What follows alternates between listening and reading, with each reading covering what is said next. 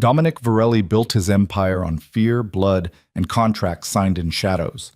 He never lost control, until the night his new wife flinched at his touch. The marriage was supposed to be simple: sign the papers, secure the alliance, claim what was his. But Serafina Vale wasn't the calculated partner he expected. She was terrified, innocent, sacrificed like a lamb to wolves. When Dominic realized the truth, he faced an impossible choice: take what the contract promised, or walk away from everything he believed about power. That decision would unravel them both. If you want to see how their story ends, stick around until the final word. And hey, drop a comment with your city so I can see how far this story travels. Now, let's begin. The Armory Club sat in Lower Manhattan like a bruise that wouldn't heal, all red velvet and dark wood, the kind of place where men made deals that never saw daylight. Dominic Varelli stood at the bar, whiskey untouched, watching the room with eyes that missed nothing. He'd owned this place for 6 years, owned most of the people in it longer than that. "You look tense."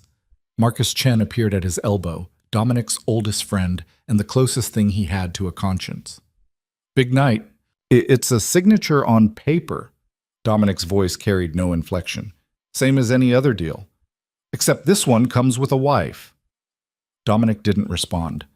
The marriage contract had taken 3 months to negotiate. The Vale family controlled shipping routes through 5 major ports, routes Dominic needed to expand his operations without interference. Aldo Vale had been bleeding money for years, desperate enough to offer his daughter as collateral. It was practical, strategic. Marcus studied him. "You ever met her, Serafina?" "Once. 2 years ago at some charity thing." Dominic tried to recall details and came up with nothing substantial. "She barely spoke. And you're marrying her anyway." "I'm securing an alliance. The girl's just part of the package." The words sounded hollow even to his own ears, but Dominic had built his life on such calculations. Emotion was weakness.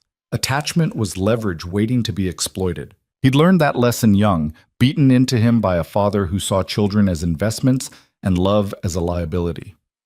The door opened. Aldo Valle entered, flanked by 2 men Dominic recognized as his inner circle, both aging, both desperate. Aldo himself looked worse than the last time they'd met, his expensive suit hanging loose on a frame that had shed weight from stress. "Varelli." Aldo's handshake was too firm, trying to project confidence he didn't possess. "Everything's ready. Serafina's upstairs with her mother."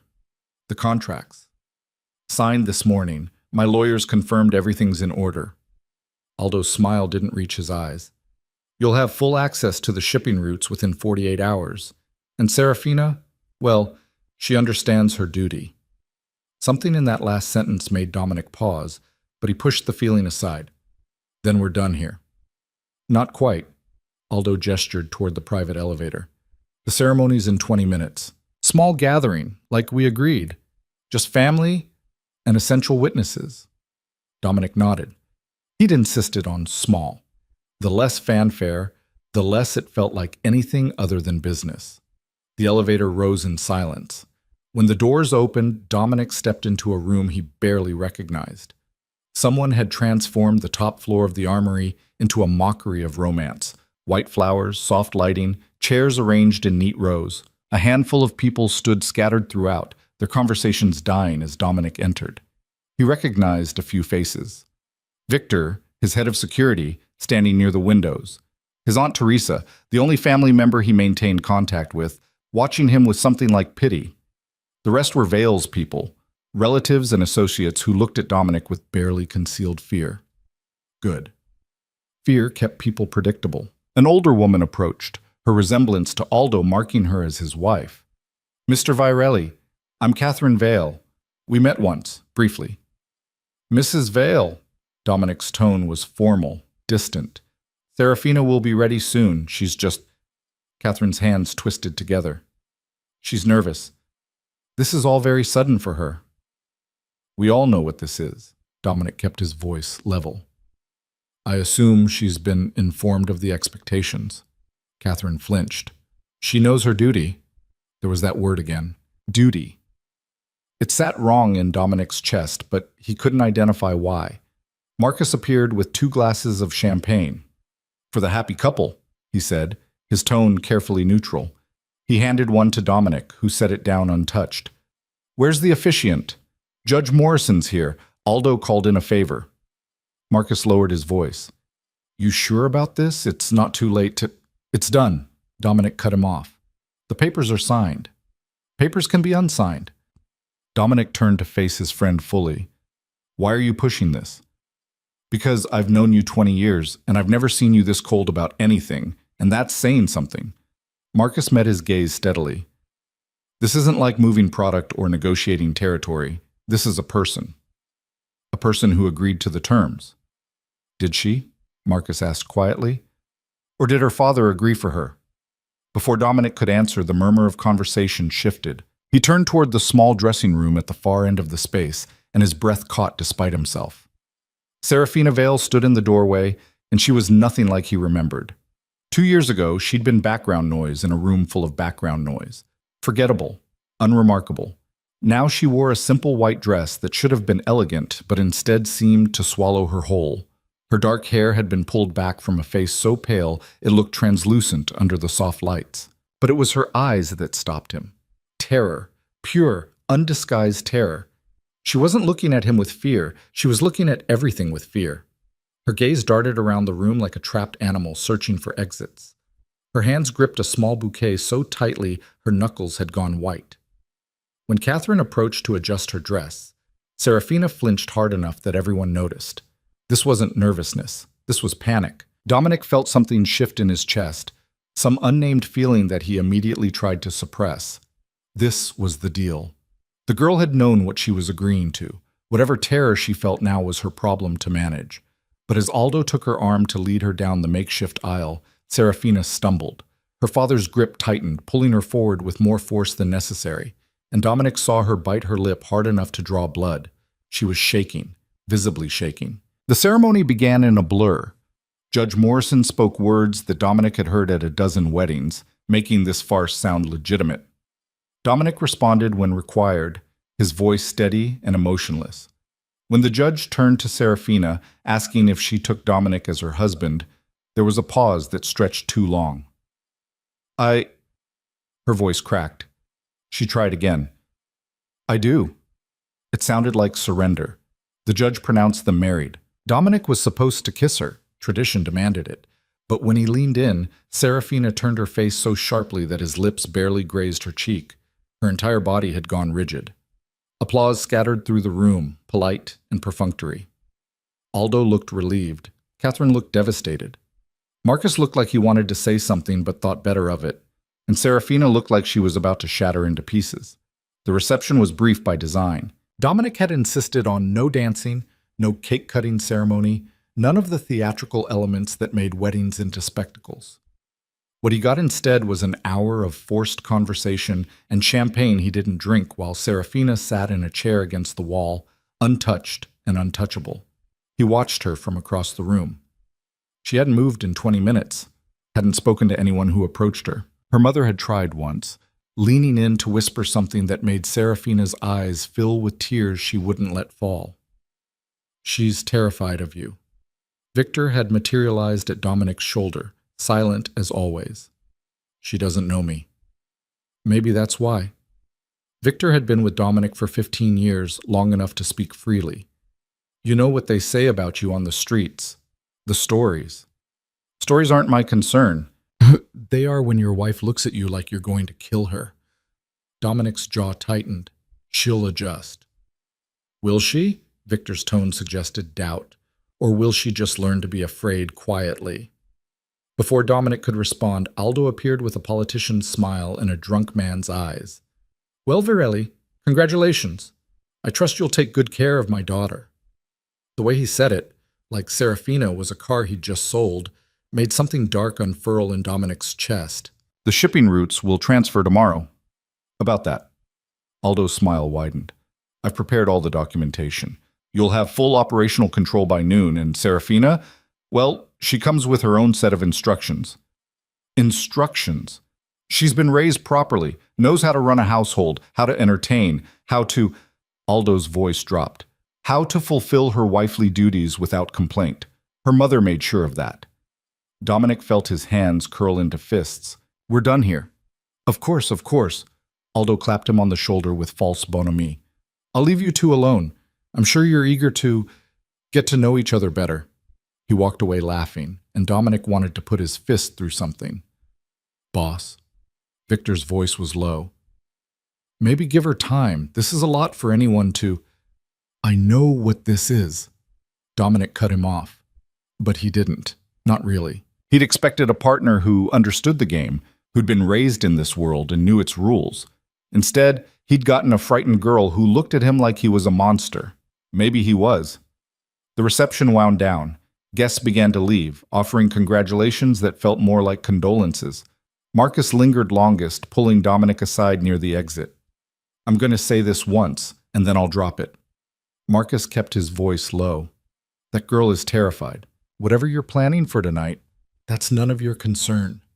It is when I've known you long enough to see you make decisions you'll regret. Marcus held his gaze. You want the shipping routes? Fine. You got them. But don't destroy that girl just because you can. There are lines even we don't cross. Get out. Marcus left without another word. The room emptied until only Dominic, Serafina, and Victor remained. Victor took one look at the situation and made himself scarce, murmuring something about checking the perimeter security. Silence filled the space between them. Serafina hadn't moved from her chair. She stared at her hands, at the gold ring that now circled her finger, a ring Dominic had chosen without thought, just another detail to be handled. Her breathing was too fast, too shallow. Dominic approached slowly, the way you might approach something wild and wounded. We should go. She flinched at his voice but stood, moving like her legs barely supported her weight. She wouldn't look at him. Couldn't, maybe. His car waited downstairs, a black Mercedes that whispered money and power. Victor held the door. Serafina slid into the back seat, pressing herself against the far window as if she could melt through the glass and escape. Dominic got in beside her. The door closed with a heavy click that sounded too much like a cell locking. They drove through Manhattan in silence. The city lights flickered across Serafina's face, highlighting the tracks of tears she'd finally let fall. She'd given up trying to hide them. Given up on everything, it seemed. Serafina. She jumped at her name, her whole body going tense. Look at me. Slowly, so slowly, she turned her head. Her eyes met his for the first time since the ceremony. And what Dominic saw there made something in his chest constrict. She wasn't just afraid. She was resigned, like she'd already accepted whatever horror she believed was coming. I'm not going to hurt you. She didn't believe him. He could see it in every line of her face. Do you understand? I understand my duty. Her voice was barely a whisper, rough from suppressed crying. My mother explained everything. I know what's expected. The way she said it made Dominic's stomach turn. What exactly did your mother tell you? That I belong to you now. That I have to... She couldn't finish, her breath hitching. That I have to do whatever you want. That it's my job to please you. To not complain or resist. To be... Her voice broke completely. To be good. Rage, pure and unexpected, flooded through Dominic. Not at Serafina, at Aldo, at Catherine, at everyone who'd reduced this girl to a transaction and convinced her that her only value was obedience. They told you that you're property, aren't I? She looked at him with those terrified eyes. You paid for me. The marriage contract, my father showed me the terms. You get the shipping routes and you get me. In exchange for clearing his debts and protecting our family interests. That's the deal. Serafina, I'm not stupid, Mr. Varelli. Tears spilled down her cheeks freely now. I know what men like you do. I've heard the stories. I know what you are. And I know that I don't have a choice. So I'll do what I'm supposed to do. I'll be what you need me to be. Just please. Her voice dropped to something raw and broken. Please don't hurt me more than you have to. The car pulled up to Dominic's building, a converted warehouse in Tribeca that he'd transformed into a fortress of glass and steel. Normally he felt pride seeing it. Tonight it looked like a prison. Victor opened the door. Serafina stepped out on unsteady legs, and when Dominic touched her elbow to guide her, she jerked away so violently she nearly fell. They rode the private elevator to the penthouse in suffocating silence. Serafina stared at the floor, counting each second like a prisoner walking to execution. The elevator opened directly into his living space, an open floor plan of concrete and exposed brick, minimalist furniture, floor-to-ceiling windows overlooking the Hudson. It was designed to impress, to intimidate. Looking at it through Serafina's eyes, Dominic saw only how cold it felt. She stood just inside the entrance, frozen. "The bedroom's through there," Dominic gestured to the hallway. "Your things were delivered this afternoon. They should be in the closet." She nodded without speaking. "Are you hungry? I can have food brought up." Another nod. No words. Dominic felt frustration building. He'd dealt with hostile negotiations, with men who wanted him dead, with situations that required split-second decisions with life or death consequences. None of it had prepared him for a terrified girl who looked at him like he was a monster, maybe because he was. "Serafina." He tried to gentle his voice, but it came out harsh anyway. "You need to eat something. You barely touched anything at the reception." "I'm not hungry." Her voice was hollow. "When did you last eat?" No answer. "Serafina." "Yesterday morning." The words came out flat. I felt sick since I found out about the wedding. Food just..." She wrapped her arms around herself. "It doesn't matter. I'm fine." She wasn't fine. She was trembling so hard her teeth were chattering despite the warmth of the room. Dominic moved toward her, and she backed up immediately, her shoulders hitting the wall. Panic flashed across her face. Real, visceral panic that made her look like she might bolt or collapse, or both. He stopped, raised his hand slowly, palms out. "I'm not going to touch you." "But you will." She was crying again, silent tears that she didn't bother wiping away. "Eventually." "That's the point of all this, isn't it? The marriage contract includes... It specifies..." She couldn't say it. "Consummation." Dominic finished for her and watched her flinch at the word. "That's what you think this is about, isn't it?" And there it was. The ugly truth neither of them had spoken. The marriage contract, in all its cold legal language, included provisions about heirs, about the continuation of bloodlines, about expectations that required intimacy whether either party wanted it or not. Dominic had barely registered those clauses when he signed. They were standard, archaic language that lawyers included out of habit. He'd assumed Serafina understood the game, that she'd come into this marriage the way women in their world usually did, with pragmatic acceptance and veiled ambition. He hadn't expected innocence, hadn't expected terror, hadn't expected to feel like a predator facing prey. "Go to the bedroom," he said finally. "Take a shower, change into something comfortable. I'll have food sent up." "And then?" Her voice was so small. "And then nothing. Just eat and sleep. That's all." She didn't believe him. "My mother said the first night is important, that we have to..." She was shaking harder now. "She said if I don't fulfill the contract terms, my father could lose everything, that you could void the agreement, that our whole family would be..." "Your mother is wrong." Dominic's voice came out harder than he intended. "Go to the bedroom, Serafina, now." She went, practically running, the door closing behind her with a soft click that somehow sounded like defeat. Dominic stood in his empty living room and wanted to destroy something. All of this, the contract, the marriage, the entire fucking situation, had seemed so simple on paper. Acquire the shipping routes, secure the alliance, marry the girl, move forward. He hadn't counted on the girl being real. His phone buzzed. Marcus. "How's married life?" The question was pointed. "Don't." "That bad?" Dominic's moved to the windows, staring out at the city lights. "She's terrified of me. Actually terrified. She thinks I'm going to..." He couldn't finish. "Are you?" "Jesus, Marcus. I'm asking because you signed a contract that technically gives you the right to. And because I know how you operate. Everything's leverage, everything's strategy. So I'm asking, as your friend, what you're planning to do." Dominic closed his eyes. "I don't know.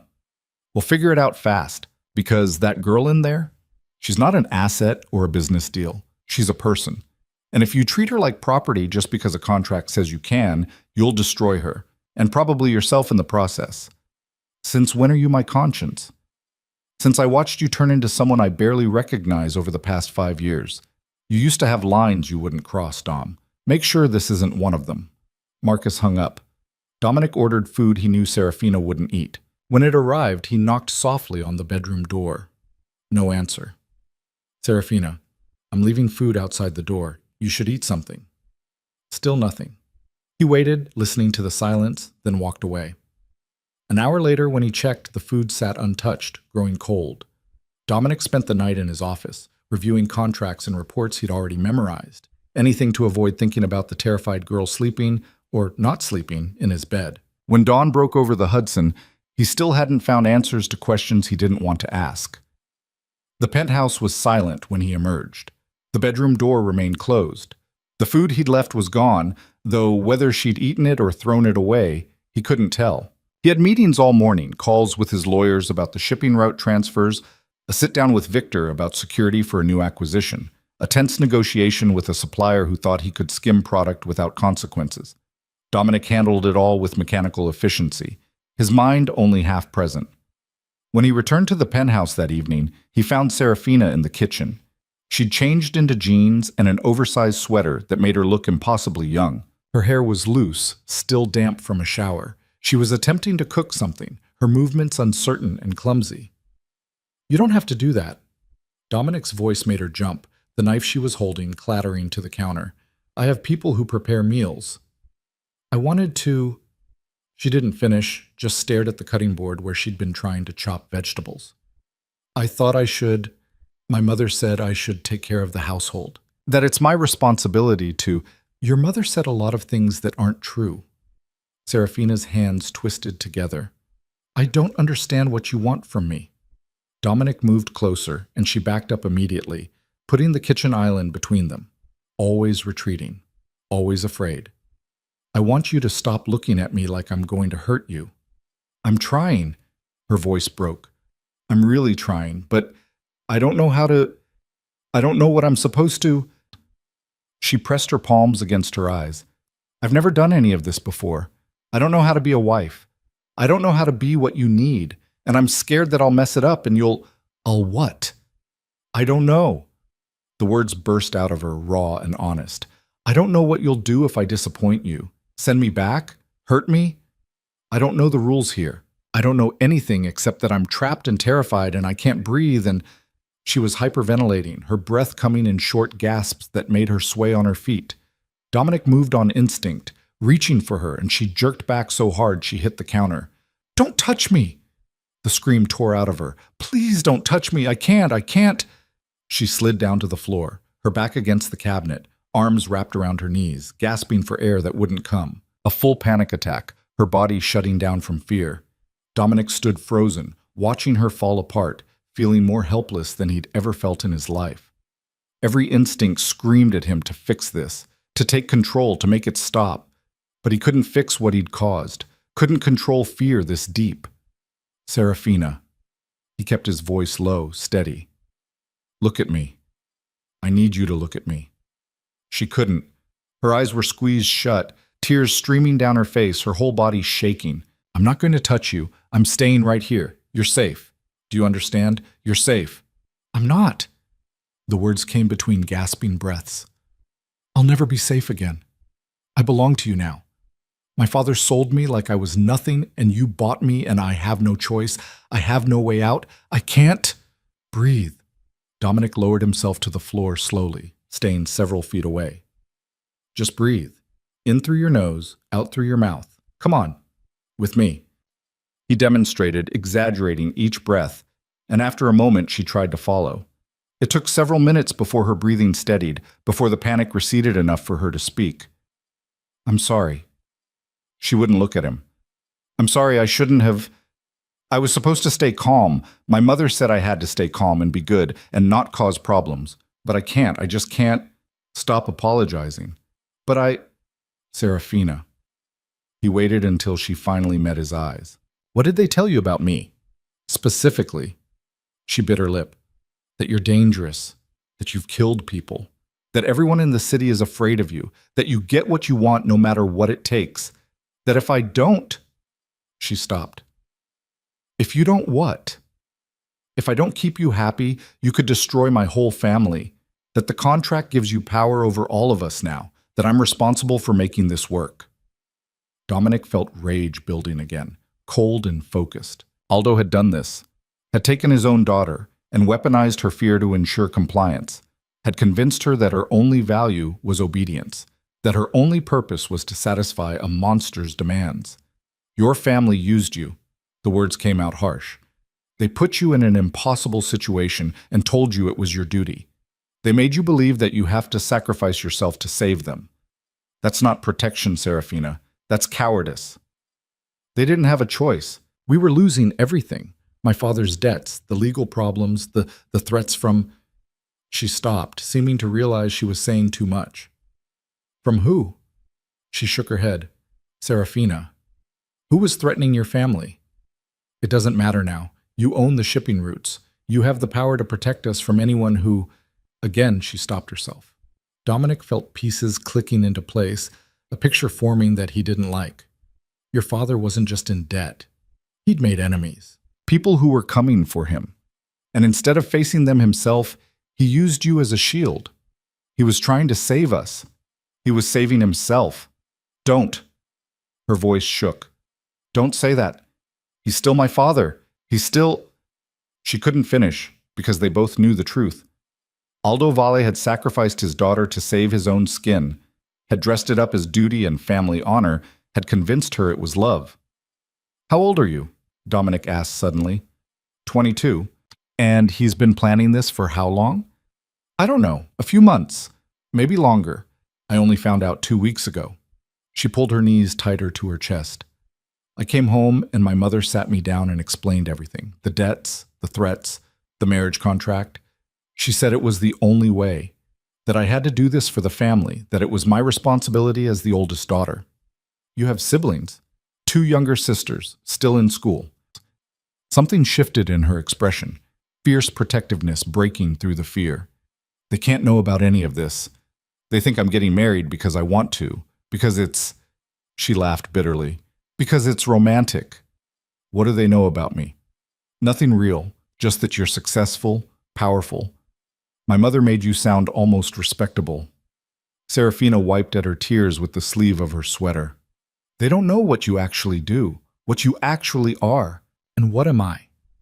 She looked at him then, really looked at him, and Dominic saw himself through her eyes. A man who built empires on violence, who took what he wanted, who inspired fear in everyone he encountered. A man who'd married a terrified girl because she came with shipping routes he needed. I don't know, she whispered. That's what scares me most. I don't know what you are, or what you want, or what you'll do to me. I only know I can't escape. The words hung between them, brutal in their honesty. Dominic stood slowly, carefully, telegraphing every movement. Get up! Terror flashed across her face, but she obeyed, rising on shaking legs. Go back to the bedroom. Please. Go to the bedroom, Serafina. Lock the door. I'm sleeping in the guest room tonight. He pulled out his phone. I'm ordering food. Real food, not whatever you were trying to make. When it arrives, I'll leave it outside your door. You're going to eat it. All of it. And then you're going to sleep. That's all. No expectations, no contracts, no duties. Just sleep. Do you understand? She nodded, not quite believing him. In the morning, we're going to talk, really talk, about what this arrangement actually is, what you can expect from me, what the rules are. But tonight, you're just going to rest. He paused. Can you do that? I think so. Good. Now go. She went. And this time when the door closed, it didn't sound like defeat. It sounded like mercy. Dominic ordered enough food for 3 people, all comfort items he hoped might actually appeal to her. When it arrived, he knocked once and left it outside the bedroom door as promised. He heard her emerge 20 minutes later, heard the soft sound of containers being opened. An hour after that, he checked. The food was gone. Small victory.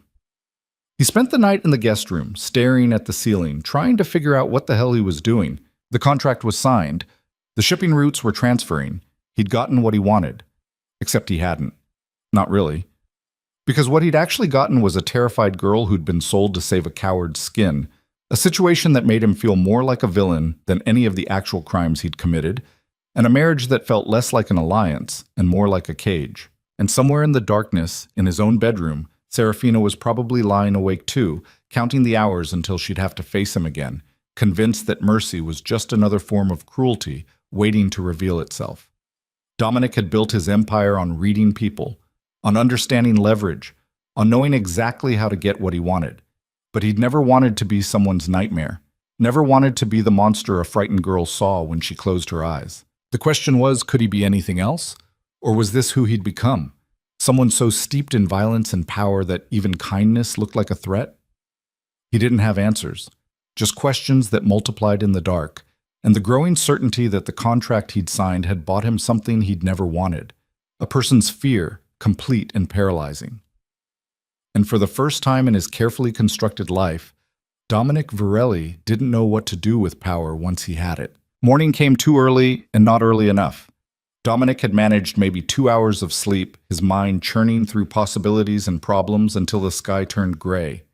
He found himself standing in the kitchen at 6, making coffee he didn't want, listening to the silence of the penthouse and wondering if Serafina had slept at all. The bedroom door opened at 7:30. She emerged wearing different clothes, dark jeans, a plain sweater, her hair pulled back. She looked exhausted, dark circles under eyes that were still red from crying. But she'd washed her face, composed herself into something that resembled calm. "Good morning." Her voice was quiet, formal. "Morning." Dominic gestured to the coffee. "Want some?" She shook her head, then seemed to reconsider. "Actually, yes, please." He poured her a cup, black, and watched as she added cream and sugar with shaking hands. She wouldn't look at him directly, her gaze settling somewhere around his shoulder. "Did you eat last night?" "Yes. Thank you." She took a sip of coffee, winced at the heat. "It was more than I could finish." "But you ate some." "Most of it, actually. I was hungrier than I thought." They stood in the kitchen, the island between them like a demilitarized zone. Outside, the city was waking up, traffic sounds, construction noise, the ambient hum of millions of lives being lived. Inside, the silence pressed down like weight. "We need to talk." Dominic set his cup down. "Really talk. Not the conversation we had last night. Not whatever your parents told you to expect. Actual honesty." Serafina's grip tightened on her mug. "Okay." "Sit down." She did, choosing the chair farthest from him. Always distance, always escape routes. Dominic stayed standing, mainly because he couldn't figure out what to do with his hands. "I'm going to ask you questions and I need you to answer them truthfully. Can you do that?" "I'll try." "Did you want this marriage?" The question seemed to catch her off guard. "Want?" "Yes, want. Did you choose this or were you forced into it?" She looked down at her coffee. "Does it matter? I'm here now. The contract's signed." "It matters." "Answer the question." "No." The word came out small and defeated. "I didn't want this. I didn't want any of this." "Did your father give you a choice?" He explained the situation, the debts, the threats. He said this was the only way to save the family, to protect my sisters. He made it sound like... She stopped, choosing words carefully. Like I was being selfish if I refused. "And your mother?" Serafina's laugh was bitter. "My mother told me what to expect, how to behave, what you'd want from me. She was very detailed about my duties as a wife." She finally looked up at him. "She made it clear that everything depended on me keeping you satisfied, that if I failed, everyone would suffer." Dominic felt anger rising again, cold and focused. "Your parents sold you and then blamed you for the transaction. They were desperate. They were cowards. Stop saying that." Her voice shook. "They're still my family. They sacrificed you to save themselves." Dominic leaned against the counter. "That's not love, Serafina. That's using you as a human shield. What would you know about love?" The words burst out before she could stop them. Her hand flew to her mouth. "I'm sorry. I shouldn't have. You're right. I don't know much about love." He kept his tone even. "But I know exploitation when I see it. And I know your father used his own daughter as collateral because he was too weak to face his own mistakes." Serafina stood abruptly, her chair scraping against the floor. You don't understand. You can't understand what it's like to watch your family falling apart, to see your father being threatened, to know that people want to hurt the people you love. When he told me I could fix it, that I could save everyone by just doing this one thing, what was I supposed to say? No? Let them all suffer because I was too scared? Yes. Dominic's answer was immediate. You were supposed to say no. You were supposed to tell your father to handle his own problems instead of making them yours. Easy for you to say, you have power. You have choices. She gestured helplessly. I had duty, responsibility, 2 sisters who needed protection and a family that needed saving. What kind of person would I be if I walked away? A person who valued her own life. My life isn't worth more than theirs. The statement hung in the air, stark and revealing. Dominic studied her. This girl who'd been taught that her worth was measured in sacrifice, that love meant erasure, that being good meant disappearing. Who told you that?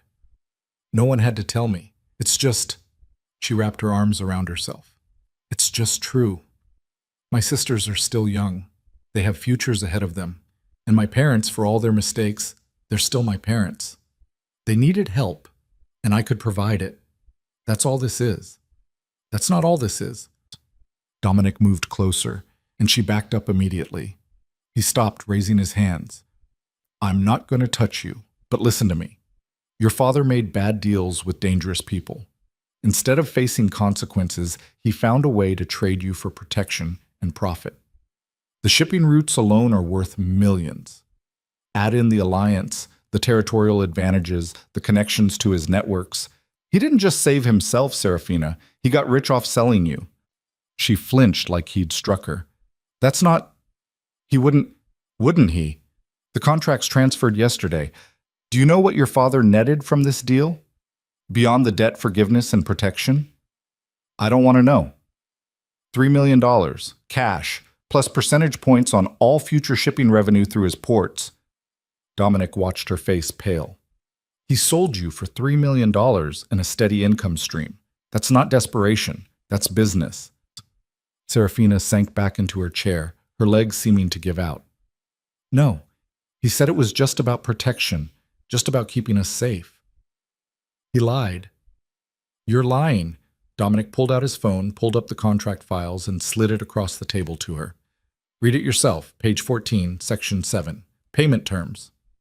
She stared at the phone like it might bite her.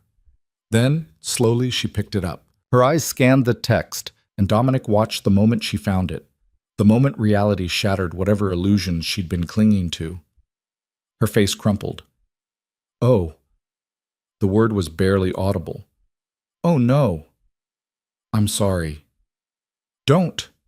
She pushed the phone back toward him. Don't apologize. You just showed me who my father really is. That's not something to be sorry for. But she was crying again, silent tears that she didn't try to hide. Not the terror of last night. This was grief, raw and fresh, the death of something she'd needed to believe. He sold me. She said it out loud, testing the words. He actually sold me. Like I was property, like I was nothing. You're not nothing. She laughed, sharp and broken. Aren't I? My own father put a price tag on me and found a buyer. That's the literal definition of nothing. Dominic wanted to argue, but what could he say? She was right. Aldo had commodified his own daughter, had reduced her to an asset to be traded, and Dominic had been the one to make the trade. I didn't know. The words felt inadequate. When I signed the contract, I assumed you were part of the deal because you wanted to be, that you understood what this was. A business arrangement. Yes. And now? Now I know better. Dominic sat down across from her, maintaining distance. I know you were forced into this. I know you're terrified.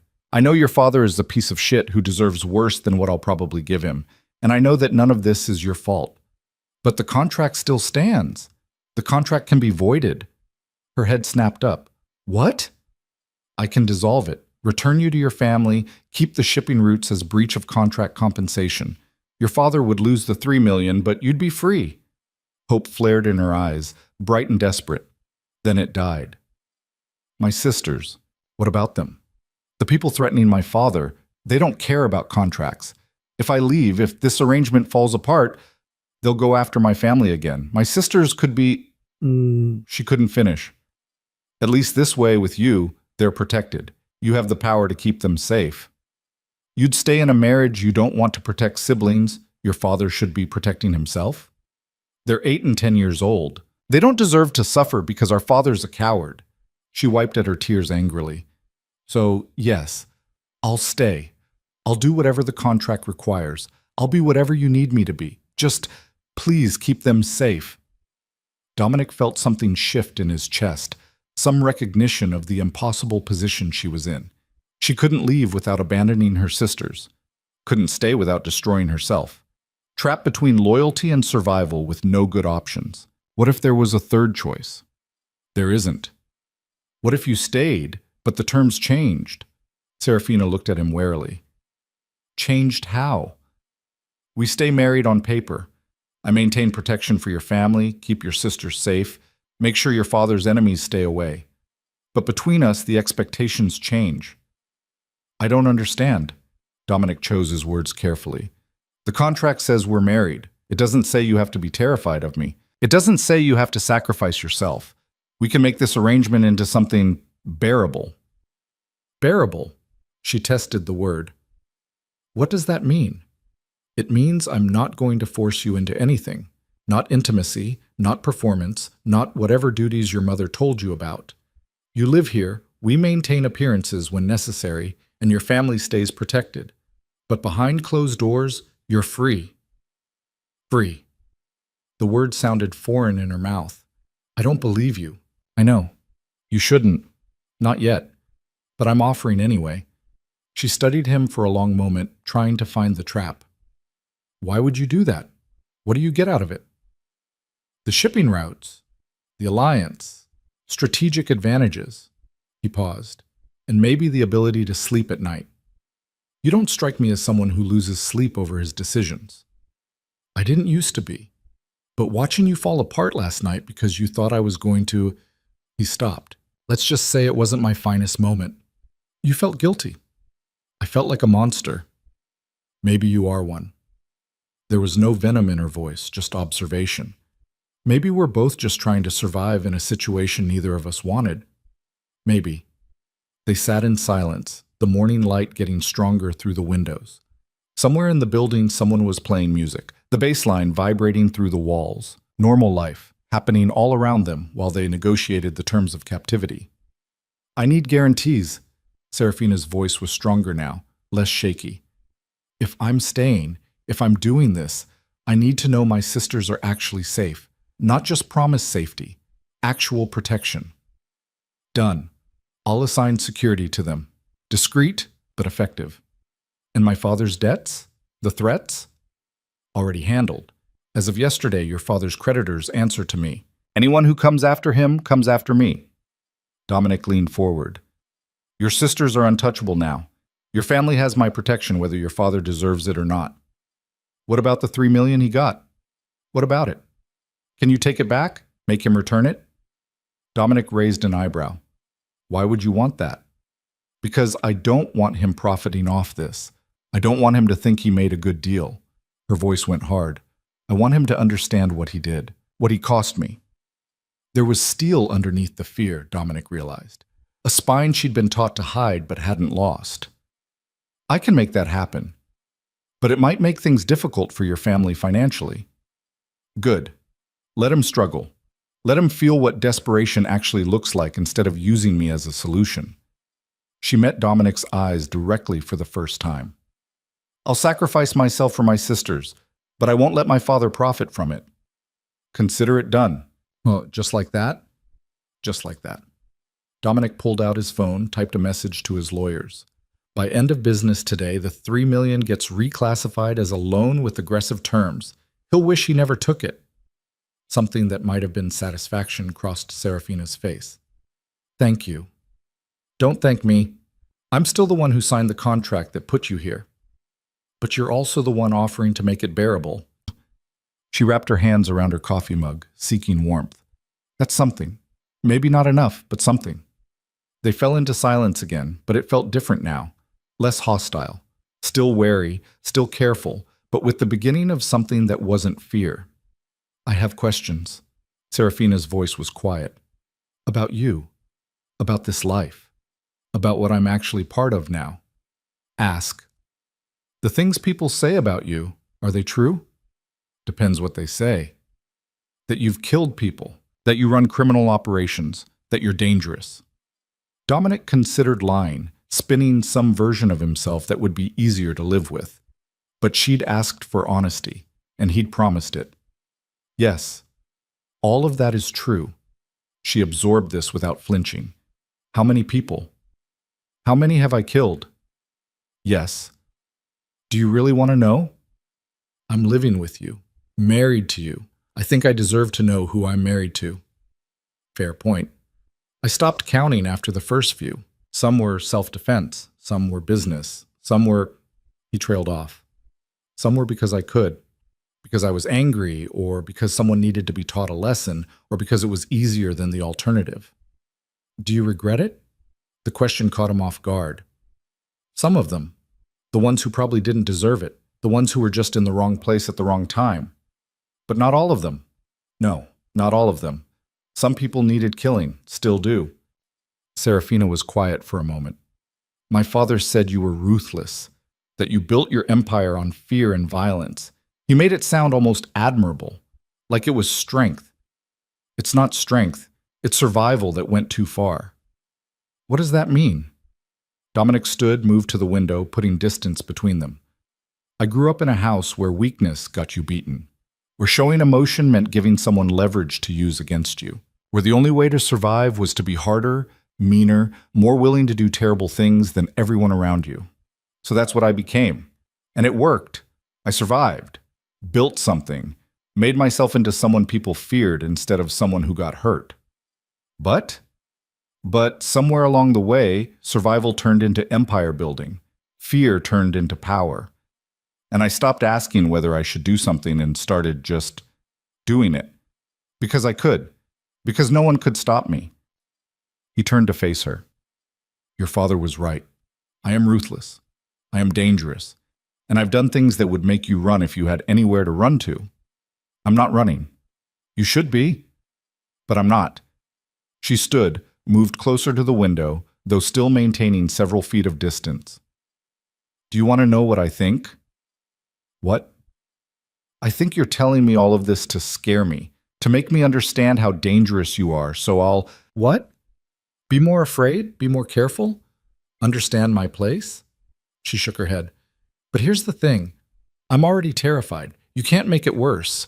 So maybe just tell me the truth without the performance. Tell me who you actually are instead of who you want me to think you are. Dominic stared at her. This girl who'd been shaking so hard last night she could barely stand, now calling him out with unexpected clarity. You're smarter than I gave you credit for. My father treated me like I was stupid, ornamental, useful only for what I could provide. But I'm not stupid. I've been paying attention my whole life, watching, learning. She hugged herself. So don't treat me like I'm fragile or naive. I know what you are. I know what this world is. I'm just trying to figure out how to survive in it. Fair enough. Dominic returned to the table, sat down. Truth then, no performance. I built my empire on violence and fear because that's what I knew how to do. I'm good at it, better than I should be, and I don't regret most of it because the world I operate in doesn't reward mercy. But you're showing me mercy. Am I? Or am I just avoiding adding you to the list of people I've destroyed? Does it matter which one it is? I don't know. And that was the truth. Dominic didn't know why Serafina's terror had affected him when nothing else did. Didn't know why her fear felt different than the fear he saw in business rivals or enemies or people who owed him money. Didn't know why the idea of forcing her into anything made him feel like he was crossing a line he couldn't uncross. They sat across from each other, two people trapped in a situation neither wanted, trying to find a way to make it survivable. What happens now? Serafina asked finally. Now we figure out how to live together without destroying each other. That's it? That's the plan? That's the start of the plan. The rest we make up as we go. She almost smiled.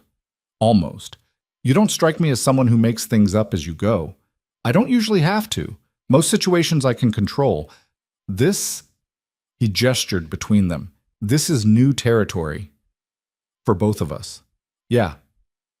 The silence that followed felt different, not comfortable, not yet, but not hostile either. Just two people beginning to see each other as actual people instead of roles in a transaction. I need to go out, Dominic stood. Business I can't postpone. Victor will be here. If you need anything, tell him. Victor, you're head of security. Yes, he looks intimidating, but he's... Dominic paused. He's actually decent. You'll be safe with him. Safe. She said the word like she was still learning what it meant. Okay. There's food in the kitchen. Help yourself to anything. The TV works. There are books in the office. The gym's on the second floor if you want it. This is your space now, too. My space. She looked around the penthouse like she was seeing it for the first time. I don't know what to do with space. What do you mean? I've spent my whole life in my father's house, following my mother's rules, being who they needed me to be. I've never had space that was just mine, never had time that wasn't scheduled or supervised or controlled. She met his eyes. I don't know how to just be, without someone telling me what I'm supposed to do. The admission gutted him in ways he didn't expect. Then learn. You've got time now, nothing but time. And when you come back? When I come back, we have dinner, we talk, we keep figuring this out. He moved toward the door, then stopped. Serafina, I meant what I said last night. I'm not going to hurt you, not physically, not sexually, not in any way. That's not what this is. Then what is it?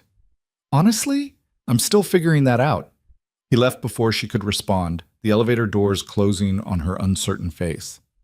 As he descended toward the lobby, Dominic felt the weight of what he'd committed to settling on his shoulders. He'd made promises he wasn't sure he could keep, offered mercy he didn't know if he possessed, tried to be someone he'd never been before. Victor was waiting in the lobby, leaning against the wall with his arms crossed. How'd it go? She knows about the money, about what her father did. How'd she take it? Better than I expected. Worse than she should have to. Dominic headed for the exit. She's upstairs alone. Keep an eye on her. Don't hover, but make sure she's okay. You think she might try to run? I think she might try to disappear in other ways. Just check on her. Carefully. Victor nodded, understanding. Where are we going? To have a conversation with Aldo Val. Finally. Victor's smile was cold. Want me to bring tools? Not yet. This is just a conversation, but make sure he knows what happens if we need to have another one. They drove across the city, through neighborhoods that shifted from wealth to working class and back again. Aldo's office was in Midtown, a building that screamed old money trying to maintain appearances. Dominic had been here once before, during the contract negotiations. Then, Aldo had been all smiles and smooth words. Today would be different. They rode the elevator to the 14th floor. Aldo's secretary, a nervous woman in her 50s, tried to stop them, but one look from Victor had her stepping aside. Aldo was on the phone when they entered, laughing about something. The laughter died when he saw Dominic. I'll call you back. He hung up quickly. Varelli, this is unexpected. I thought the contract terms were all settled. They are. We're renegotiating different terms. Dominic sat without being invited. Victor closed the door and stood in front of it. I don't understand. The $3 million you netted from selling your daughter, we're taking it back. Aldo's face went pale, then red. That's not possible. That money was part of the agreement. You can't just...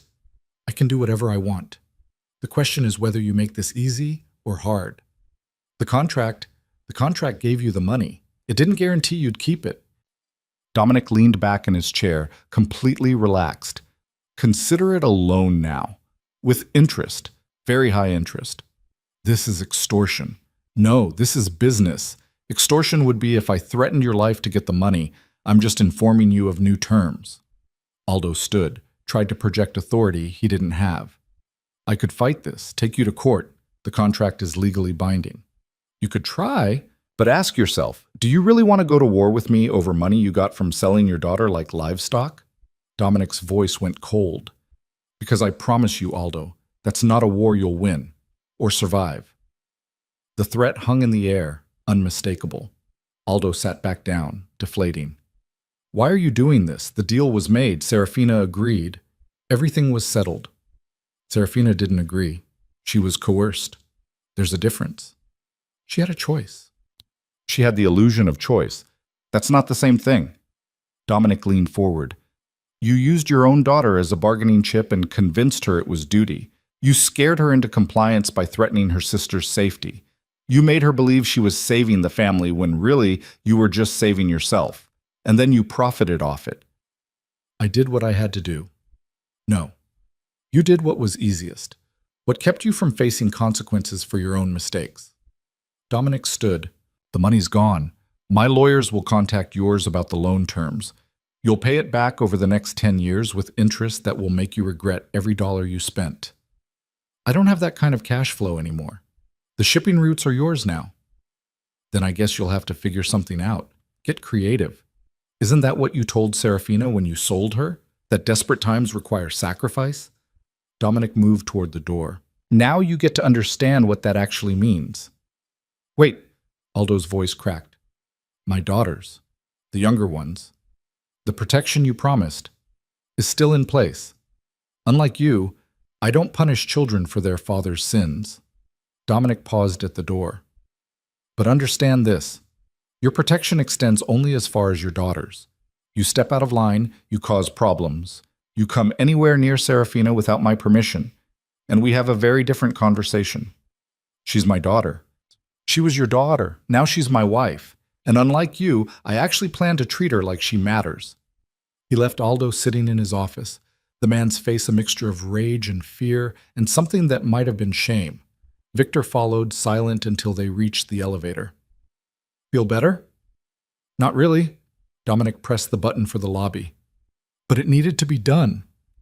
What are you going to do with her? Serafina. I don't know. You like her? I barely know her. But you like her, or at least you don't want to hurt her, which for you is basically the same thing. Dominic didn't answer because Victor was right. Something about Serafina had gotten under his skin, made him question things he'd never questioned before, made him want to be someone different than who he was.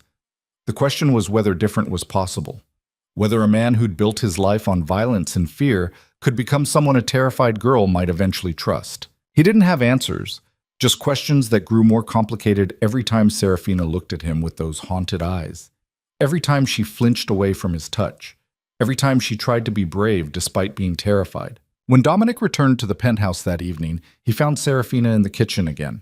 This time she'd actually managed to cook something, pasta with what looked like marinara from a jar, a salad that was more effort than skill. She stood at the stove, her back to him, and for a moment he just watched her move through the space like she was testing its boundaries. Smells good! She jumped, spinning around with the wooden spoon held like a weapon. When she saw it was him, her shoulders dropped, but the tension didn't fully leave her face. I made dinner. I wasn't sure when you'd be back, so She gestured at the pot. There's enough for two, if you want. You didn't have to do that. I needed something to do with my hands. Victor showed me where everything was. She turned back to the stove, stirring unnecessarily. He's actually kind of nice, for someone who looks like he could snap a person in half. He has his moments. Dominic loosened his tie, felt the weight of the day settling into his bones. What did you two talk about? Books, mostly. He noticed me looking at your shelves and started recommending things. I didn't expect him to be so well read. Most people don't. They see the scars and the size and assume that's all there is.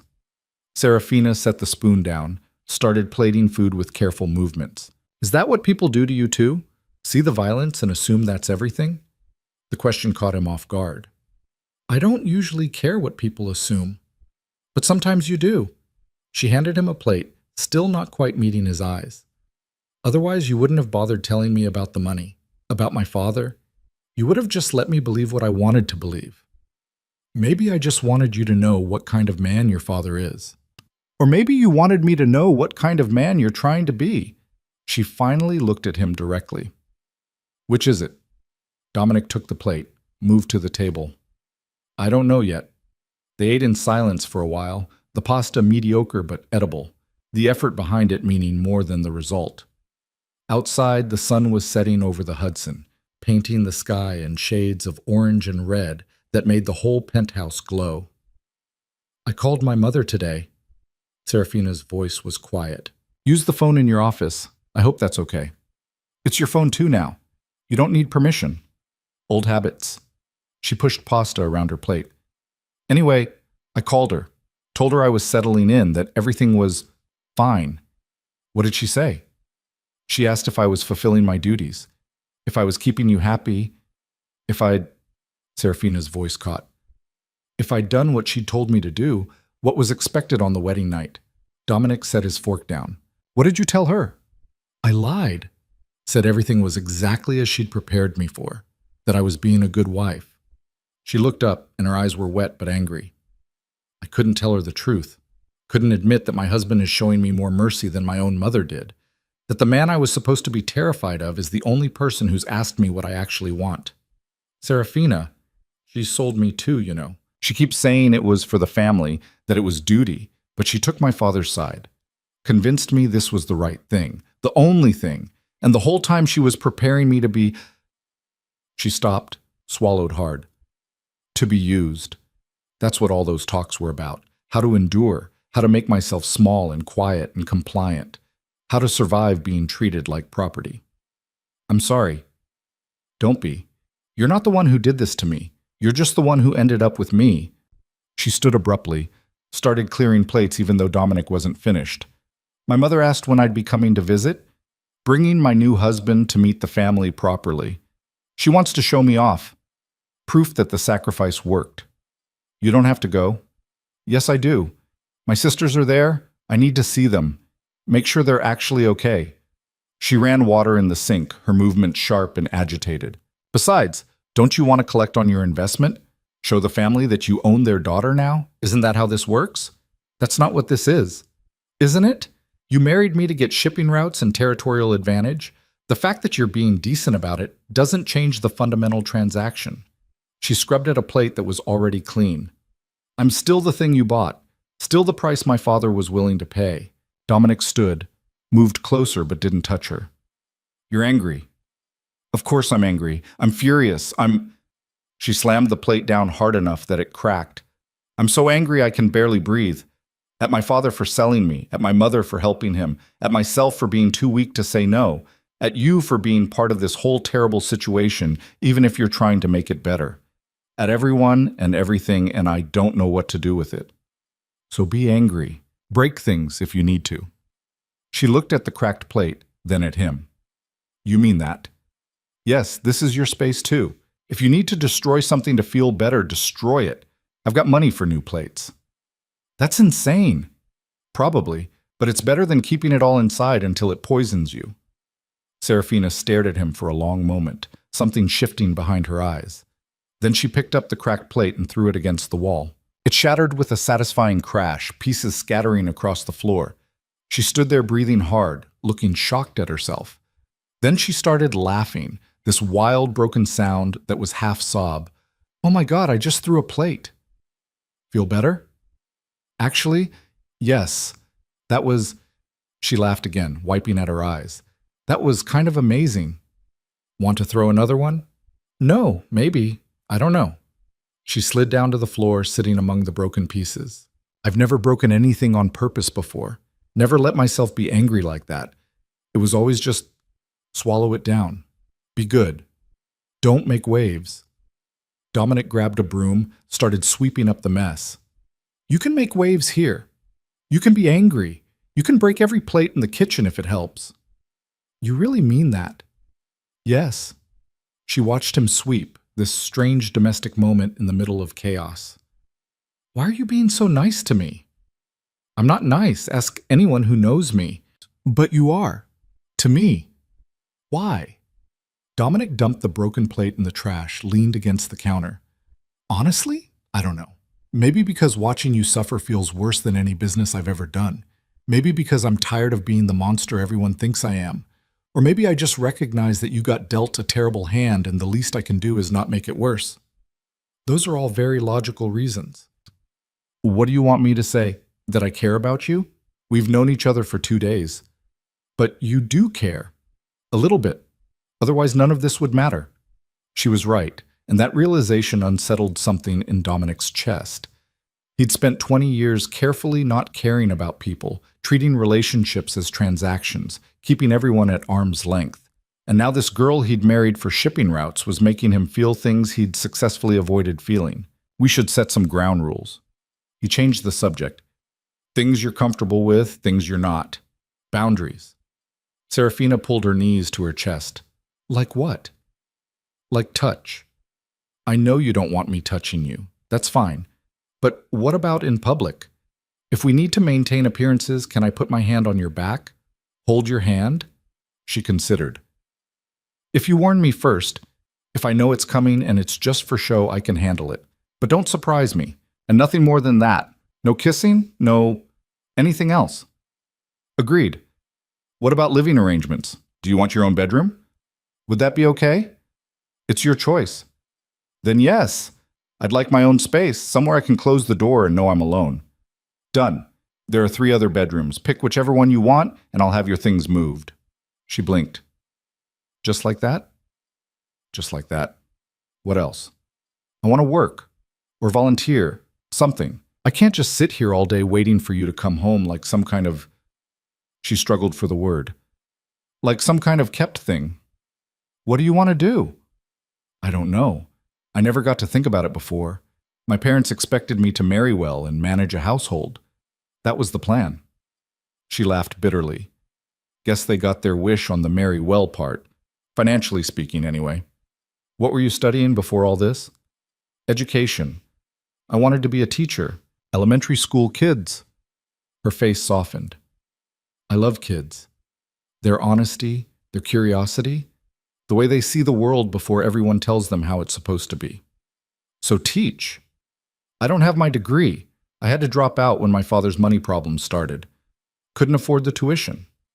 You can afford it now. Finish school, get your degree, or volunteer at schools while you figure out what you want. Dominic pulled out his phone. I'll have my assistant set up meetings with some education programs. See what fits.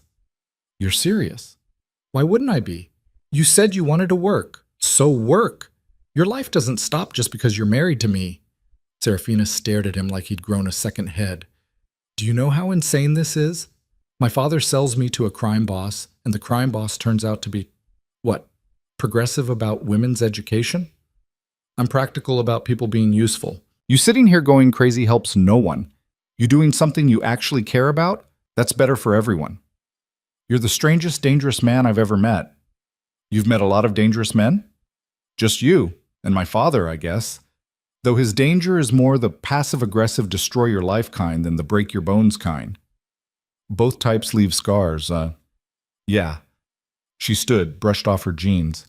Can I ask you something personal? You can ask. I might not answer. Do you have family? People you care about? Dominic thought about his Aunt Teresa, the only relative who'd bothered showing up to the wedding. One aunt. We talk maybe twice a year. That's it. Parents? Dead, both of them. My father when I was 19. My mother a few years later. I'm sorry. Don't be. My father was a mean drunk who used his fists more than his words. My mother enabled him. I didn't lose much when they died. Serafina moved closer, and for the first time she initiated the proximity. Is that why you understand? Why you're trying to be different with me? Maybe.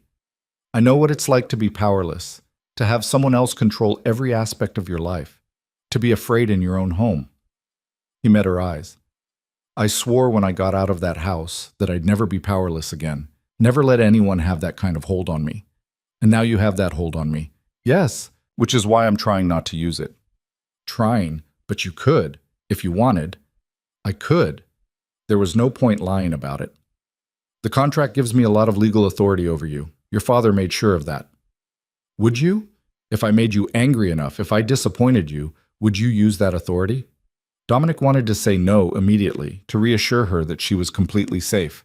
But he'd promised honesty, and honesty meant admitting his own capacity for cruelty. I don't know. I'd like to think I wouldn't. but I've done terrible things for less reason than anger or disappointment.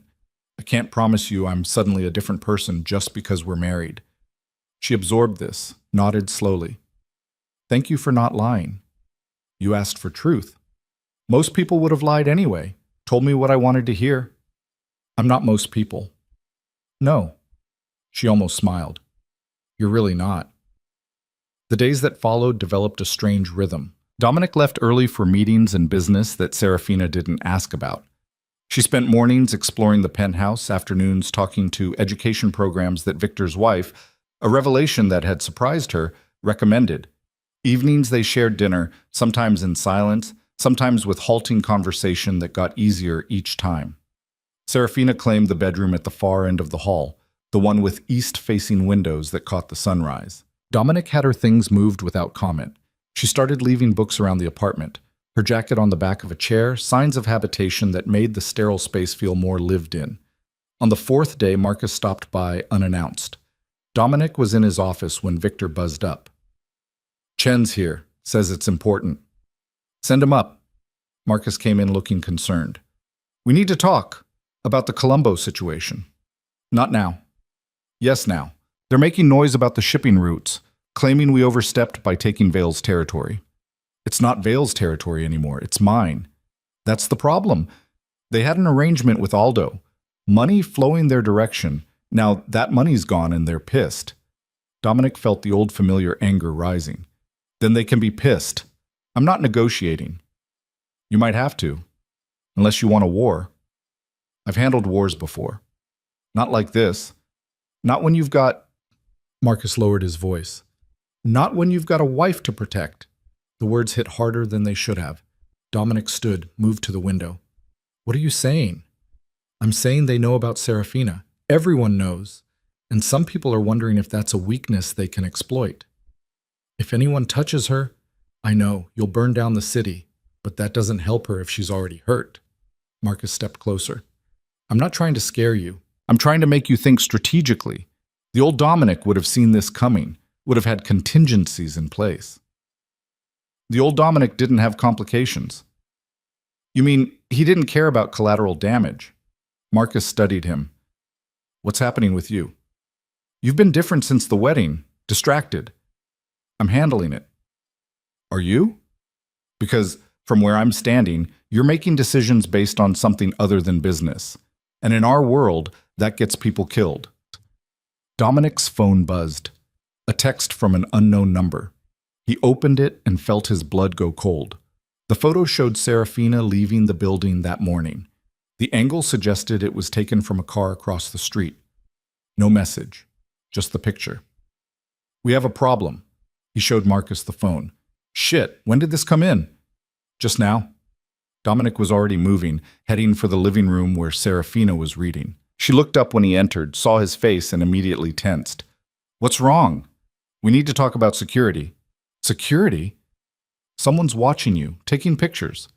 He showed her the photo. "This was sent to me 5 minutes ago." The color drained from her face. "Who would... Why would someone..." "Because they know you matter. Because they think you're a vulnerability they can use against me."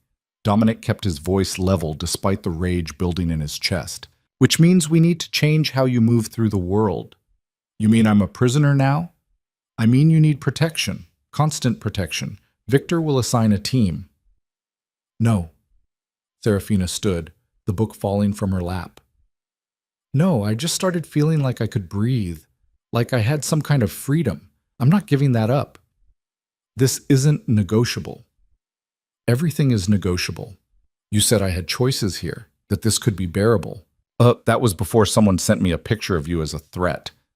"You don't know it's a threat. Maybe it's just, it's a threat." Dominic's voice went hard. "I know how this works.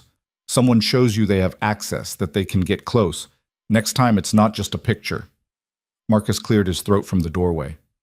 "He's right, Serafina. This is serious. Of course you'd take his side." "I'm not taking sides. I'm trying to keep you alive." Marcus looked at Dominic. "But she's also not wrong.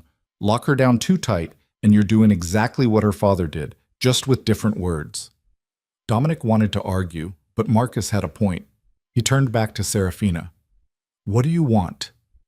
I want to feel safe, but I also want to feel human, not like some object that needs to be locked in a vault. Then what's the middle ground? She thought for a moment.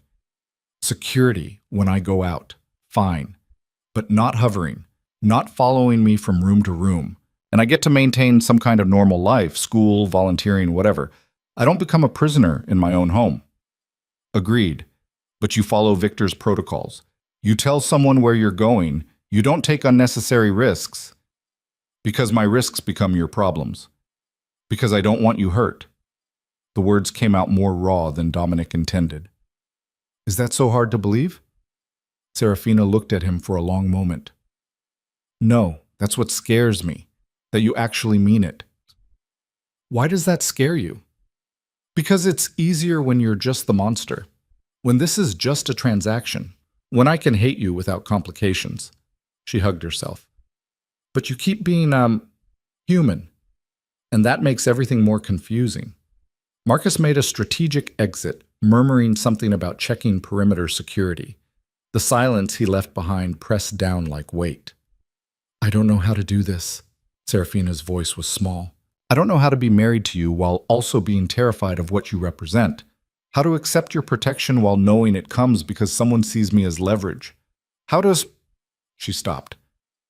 How to start trusting you when everything I know says I shouldn't. You shouldn't trust me. Not completely. I'm not a good man, Serafina. I'm trying to be better for you, but I don't know if better is possible. That's not reassuring. It's honest. Yeah. She sat back down, suddenly exhausted. It is that. Dominic's phone rang. Victor. We've got the car that took the photo. Traffic cam caught the plate. It's registered to one of Colombo's lieutenants. Bring him in. Quietly or loud? Dominic looked at Serafina, sitting there looking small and scared and trying so hard to be brave. Loud. I want everyone to know what happens when they threaten what's mine. He ended the call. Serafina was watching him. What are you going to do? Handle it? That means hurt someone. Maybe kill them. Probably. Because of a picture. Because of what the picture represents. Because they're testing boundaries, and I need to make it clear there are lines they don't cross. She stood, moved to the window, her reflection ghostly in the glass. This is your world. Violence and threats and proving who's more dangerous. Yes, and I'm part of it now, whether I want to be or not. Yes, then I need you to promise me something. What? That when you do whatever you're going to do, it's actually necessary, not just because you're angry or because you can, that there's a real reason. Dominic crossed to stand beside her, careful to maintain distance. They sent me a picture of you as a message. The message is that they can get to you, that they're willing to use you to hurt me. If I don't respond with overwhelming force, every enemy I have will think you're an acceptable target. That's the reason. Is it necessary enough? She nodded slowly. I hate that it makes sense. Welcome to my world. Our world now, she corrected him. For better or worse. Isn't that what the vows said? I don't remember the vows. I was too busy watching you shake. I remember them. I remember every word. Because I was terrified that saying them out loud would make this real, would trap me forever. She turned to face him. Turns out I was right. If you want out, I can't get out. My sisters, remember? And now someone's taking pictures of me, which means if I leave, they might follow. Might use me against you anyway, even if we're not married. She laughed without humor. I'm trapped by protection. That's almost poetic. Serafina, it's okay. I'm not blaming you. Not for this part anyway. You're trying to keep me safe. I understand that. She pressed her palm against the glass. I just wish safety didn't feel so much like a cage. Dominic's phone buzzed again. Victor with an update. We have him. Warehouse in Red Hook. He's not talking yet. I'll be there in 20 minutes. You're going now. Serafina stated it rather than asked. Yes. To hurt him. To get information, whatever it takes. She turned away from the window. Then go. Do what you need to do. I'll be here when you get back. Locked in my cage where it's safe. That's not fair. None of this is fair. That's the point. She moved past him toward her bedroom. Just try not to enjoy it too much. The violence. I know you're capable of terrible things, but I'd like to think some part of you still feels something when you hurt people. She closed her bedroom door before he could respond, leaving Dominic standing in the living room feeling like he'd lost an argument he didn't know they were having. The warehouse in Red Hook was exactly what it sounded like. Abandoned, isolated, the kind of place where screams wouldn't carry. The man Victor had grabbed was tied to a chair in the center of the empty space, bleeding from a split lip, but otherwise intact. For now. His name's Danny Costa. Victor handed Dominic a file. Works for Marco Colombo. Low-level enforcement, nothing special. Who told him to take the picture? He's claiming he was just doing surveillance, that Marco wanted to know your movements. Dominic approached the chair. Danny looked up with defiance that was mostly performance. I don't know anything. You know who sent you, you know why, and you know what happens next if you don't start talking. Marco's going to kill me if I talk. I'm going to kill you if you don't. Question is which death you prefer. Danny swallowed hard. I want a lawyer. Dominic almost laughed. This isn't an arrest, Danny. There are no lawyers. There's just you, me, and however much pain you can take before you tell me what I want to know. I got rights. The first hit caught Danny across the face, snapping his head back. Blood sprayed from his nose. Dominic felt the familiar surge of adrenaline, the old instincts kicking in. This was what he knew, what he was good at. Try again. Who sent you? Marco Colombo. Danny was crying now. He said to watch the girl, see her patterns, report back. Report back what? When she's alone. Where she goes. If she's got protection. Danny spat blood. He's planning something, I don't know what. He doesn't tell me that stuff. But you have theories. He's pissed about the shipping routes, about you taking Vale's territory. He wants to hurt you back. By hurting her. Danny didn't answer, which was answer enough. Dominic hit him again, felt something crack under his knuckles. The violence felt good in a way that made him sick. This was who he was. This was what he did. When? I don't know. Soon. He's gathering people, making plans. That's all I know, I swear. Victor stepped forward. He's telling the truth, or he's a better liar than most. Dominic stepped back, his hands bloody. Get rid of him. Wait. Danny's voice went high with panic. You said if I talked... I said I'd kill you if you didn't. Never promised I wouldn't kill you if you did. Dominic turned to Victor. Make it quick. He cooperated. Please. Dominic walked out before he could hear the end of Danny's begging. Outside, the night air felt cold against his face. His hands were shaking, not from fear, but from the cocktail of violence and adrenaline that always left him feeling simultaneously powerful and hollow. His phone buzzed. A text from Serafina. Did you get your answers? He stared at the message, surprised she'd reached out. Yes. Are you okay? The question almost made him laugh. When was the last time someone had asked him that? I'm fine. Be home in an hour. I'll leave dinner out for you. Such a domestic response to bloodshed, such a strange life they were building. When Dominic got back to the penthouse, he found Serafina curled up on the couch reading. She looked up when he entered, took in his bloody knuckles and the hollowness in his eyes. Go clean up. I'll heat the food. He did, scrubbing the blood away and changing clothes, trying to wash off the feeling of what he'd done. When he emerged, she had pasta and bread waiting, a glass of wine poured. They ate in silence. Serafina didn't ask about the blood or what had happened in that warehouse. Didn't ask if the man was alive or dead, just sat across from him and shared a meal like this was normal. I talked to a volunteer coordinator today. Her voice was casual. At an elementary school in Brooklyn. They need reading tutors. That sounds good. I start next week, Tuesdays and Thursdays. Victor will arrange security. I figured. She took a sip of wine.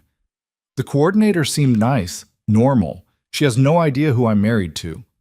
Does that bother you? No, it's kind of refreshing, actually, being just Serafina for a few hours. Not the girl who got sold or the wife of a dangerous man. Just me. You're allowed to be just you here, too. She looked at him, something sad in her eyes. Am I, though? Can I really be just me when I'm constantly aware of what you are? Of what you're capable of? I don't know. Me neither. She set her fork down. I'm trying, Dominic. I'm really trying to find a way to exist in this situation, to not hate you, to not hate myself for not hating you. But it's hard when you come home with bloody hands and I'm just supposed to pretend it's normal. You want me to lie? Pretend I'm something I'm not? No, I want... She stopped, shook her head. I don't know what I want. That's the problem. I'm so confused about everything. About you, about this, about who I'm supposed to be now. Dominic pushed his plate away. The man I questioned tonight is dead. Victor handled it while I was cleaning up.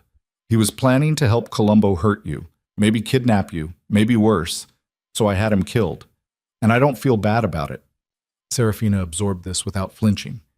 Should you feel bad? Probably. Normal people would. Are you a normal person? No? Then why expect normal reactions? She stood, started clearing dishes. I'm not saying what you did was right. I'm not equipped to judge that, but I understand why you did it. That's all I can offer right now. That's more than I expected. Don't mistake understanding for acceptance. She turned to face him.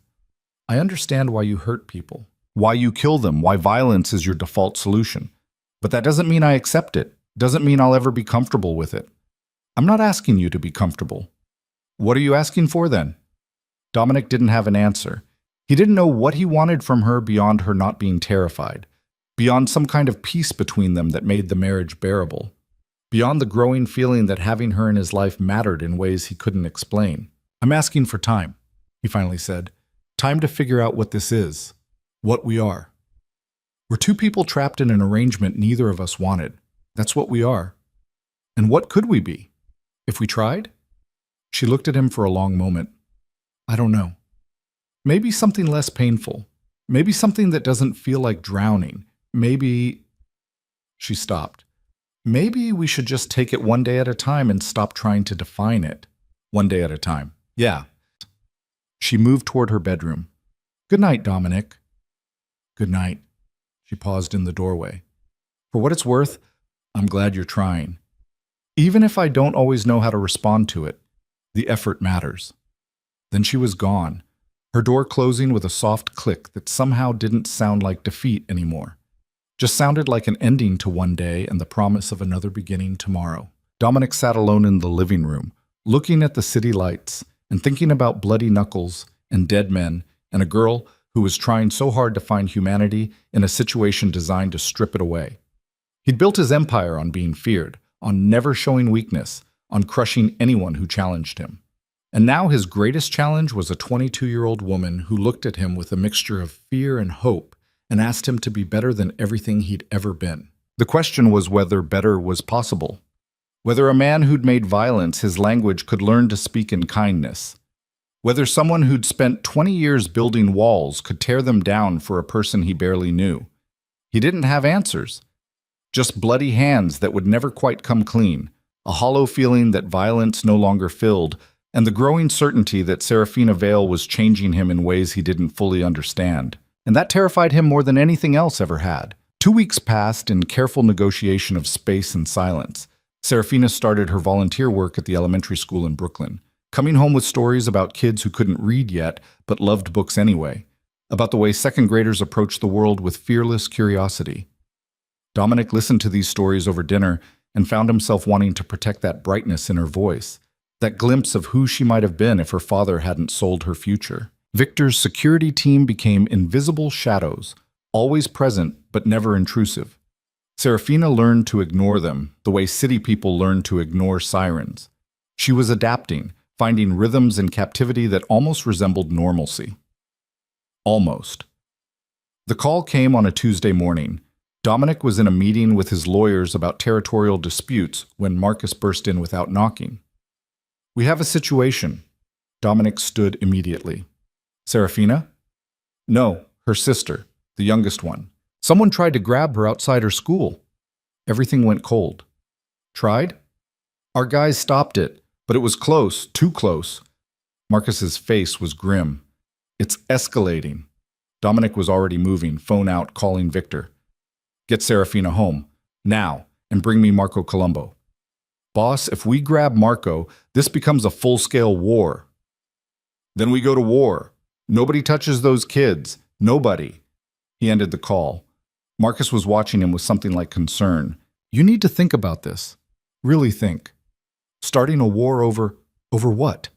Over a 10-year-old girl whose only crime was having a coward for a father and a sister I married? Dominic grabbed his jacket. This is exactly what I told them would happen. They test boundaries. I respond with overwhelming force. That's how this works. That's how the old you worked. But you've got Serafina to think about now.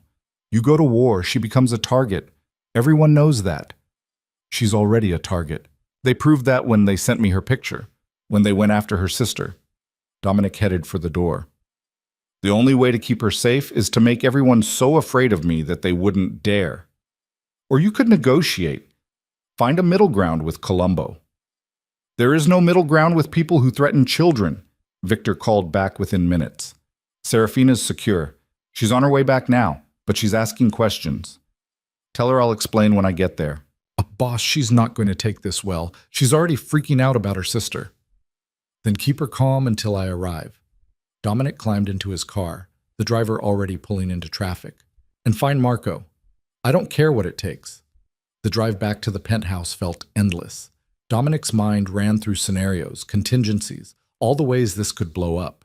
He'd known marrying Serafina would complicate things. He'd known her family would become his responsibility whether he wanted it or not. But knowing something intellectually and dealing with the reality of a child nearly being kidnapped were different things. When he walked into the penthouse, Serafina was pacing like a caged animal. She whirled on him the moment he entered. Is Emma okay? They said she's okay, but I need to talk to her. I need to hear her voice. She's fine. She's at your parents' house with extra security. She doesn't even know anything happened. What do you mean she doesn't know? Someone tried to grab her. Of course she knows. Our guys stopped it before she saw anything. As far as she knows, some new bodyguards showed up to walk her home from school. That's all. Serafina stopped pacing. Bodyguards. 10-year-olds don't have bodyguards. This one does now. So does your other sister. This is insane. She pressed her hands to her face. This is my fault. I brought this into their lives. No. Your father brought this into their lives when he made deals with dangerous people. When he used you as payment for his mistakes. When he created a situation where your sisters became leverage. Dominic moved closer but didn't touch her. This is not on you. But it's happening because of me. Because I'm married to you. Because someone wants to hurt you and they're using my family to do it. Yes. And I'm going to make sure it never happens again. She looked up at him, fear and anger warring in her expression. How? By killing more people? By starting some kind of gang war that puts even more people at risk? By making it clear that there are consequences, that some lines don't get crossed. And you get to decide where those lines are. In this case? Yes, I do. Serafina walked to the window, wrapped her arms around herself. I want to see Emma and Sophie.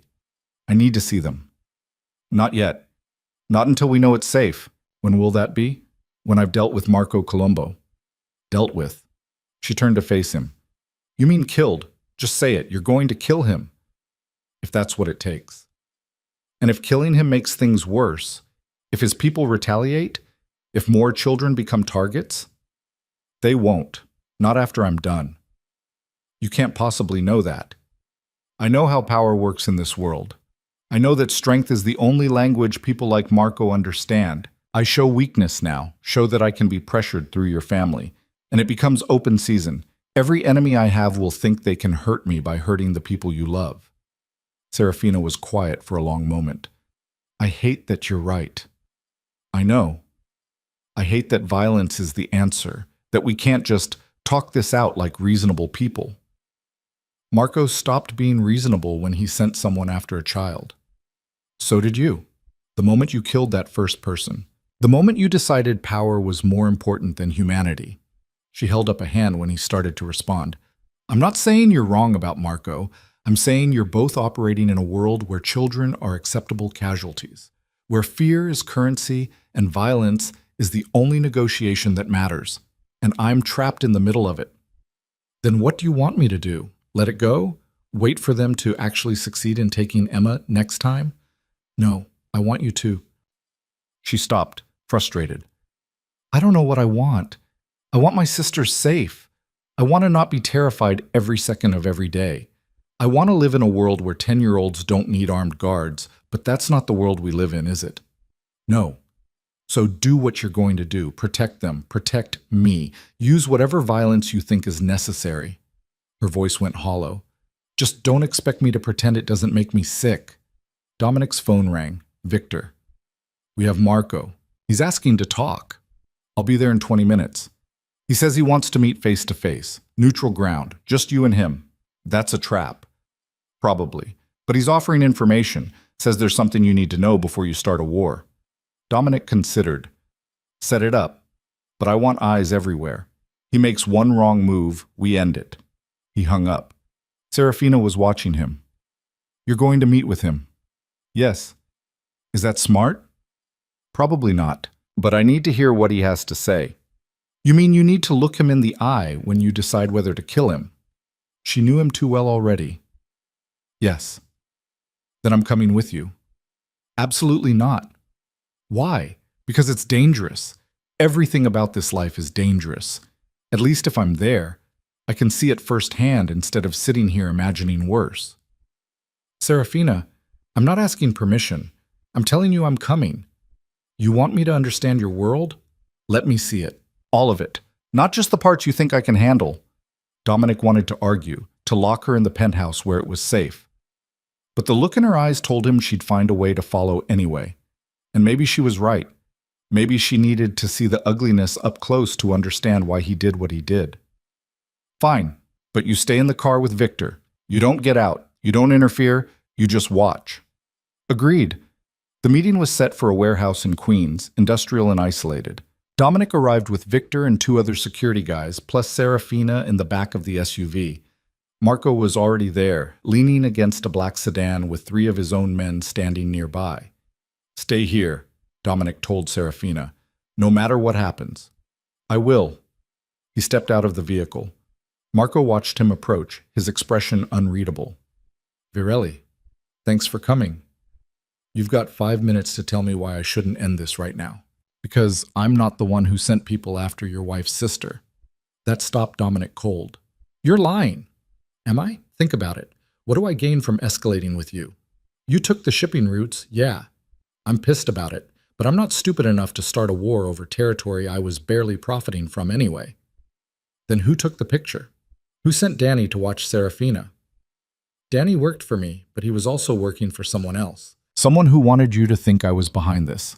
Someone who wanted us to destroy each other so they could move in on both our operations. Dominic felt pieces shifting. Who? Your new father-in-law. The words hit like a physical blow. Aldo. He's been playing both sides. Made a deal with me months ago. I'd help him create problems for you, make you look weak, and in exchange he'd give me access to shipping routes even after you took over. Said his daughter would help from the inside. Serafina doesn't know anything about this. I don't think she does, but Aldo figured once you were dealing with external threats, once your marriage fell apart because you couldn't protect her family, the whole arrangement would collapse. He could void the contract, take back control, and I'd be positioned to take over your territory while you were distracted. Dominic's hands curled into fists. You have proof? Marco pulled out his phone, showed him a series of text messages. Coordinates, meeting times, plans laid out in careful detail, all from Aldo's private number.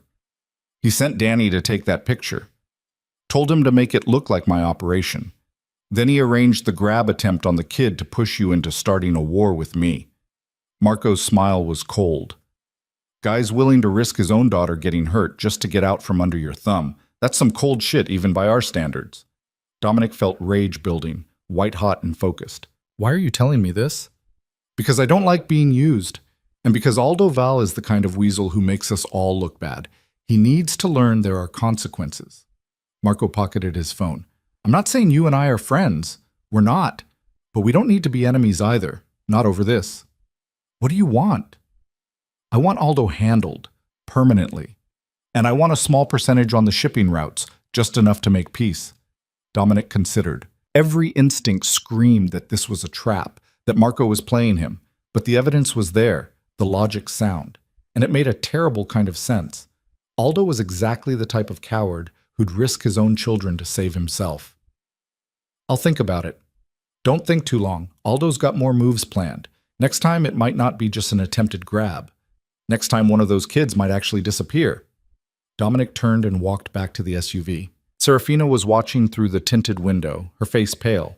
He climbed in next to her. Drive. Victor pulled out.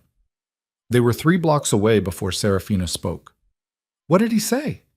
Dominic pulled out his own phone, pulled up the contacts, found Aldo's number. Your father's been playing both sides, setting up attacks on you and your sisters to make me go to war with Marco, trying to destroy the marriage so he can take back control of his territory. No, he wouldn't. He couldn't. Dominic showed her the screenshots Marco had sent, watched her face as she read through her father's messages, each one more damning than the last. Oh my God, her voice broke. He was willing to let Emma get kidnapped, to let something happen to her, just to get rid of me, to void the contract. But Emma, Sophie, his own children. Serafina's hands were shaking. What kind of father risks his own children? The kind who only sees them as assets, as leverage to be used. Dominic took the phone back. I'm sorry. Don't apologize for showing me who he really is. I should have seen it before. Should have realized when he sold me that his other daughters weren't sacred either, that none of us were actually people to him. What do you want me to do?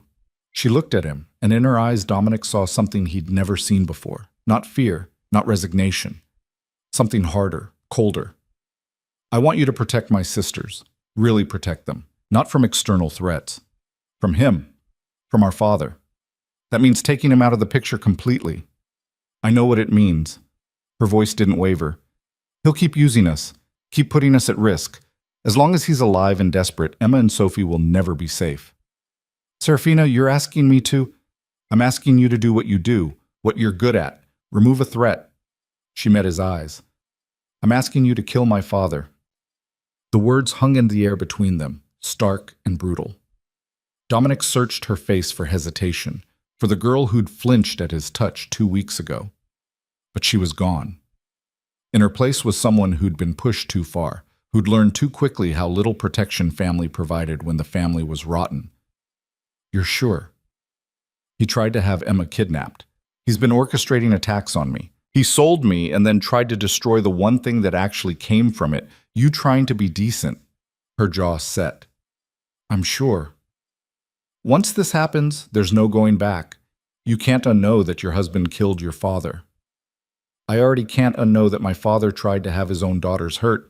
This just makes us even. Dominic pulled out his phone, typed a message to Victor. It'll look like an accident, heart attack. Nothing that comes back on you or your sisters. I don't care what it looks like. I just want them safe. The car pulled up to the penthouse.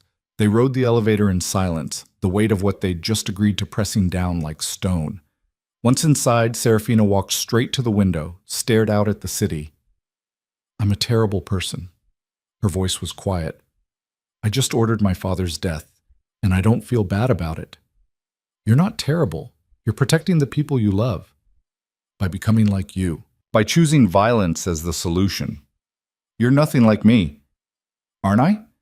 I just made the exact calculation you make every day. Weighing lives, deciding who deserves to live and who deserves to die. Using power to solve problems. She turned to face him. The only difference is you've had practice. The difference is I chose this world. You were forced into it. Does that actually matter? The result's the same.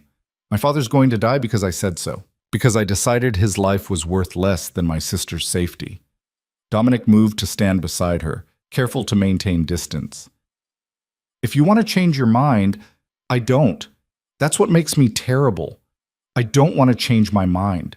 I want him gone. I want my sisters safe. I want... She stopped. I want to stop being afraid all the time. And if that makes me a bad person, then I guess I'm a bad person now. You're not bad. You're surviving. Is that what you tell yourself? When you kill people, when you hurt them, when you make decisions that destroy lives, you're just surviving? Sometimes, Other times I'm just being what I've always been. A monster. Yes. She turned to him fully, and for the first time in 2 weeks, she closed the distance between them. Stood close enough that he could feel her warmth, see the gold flecks in her brown eyes. I don't think you're a monster. You should. I know, but I don't. You've had every opportunity to hurt me and you haven't. You've protected my sisters even when it complicated your life. You're trying to be better, even though it goes against everything you know. She reached up slowly, giving him time to stop her, and touched his face. I think maybe you're just a person who's never had the option of being anything else. Dominic stood frozen, her hand warm against his jaw. It was the first time she'd touched him voluntarily, without fear or obligation. The first time she'd chosen proximity instead of distance.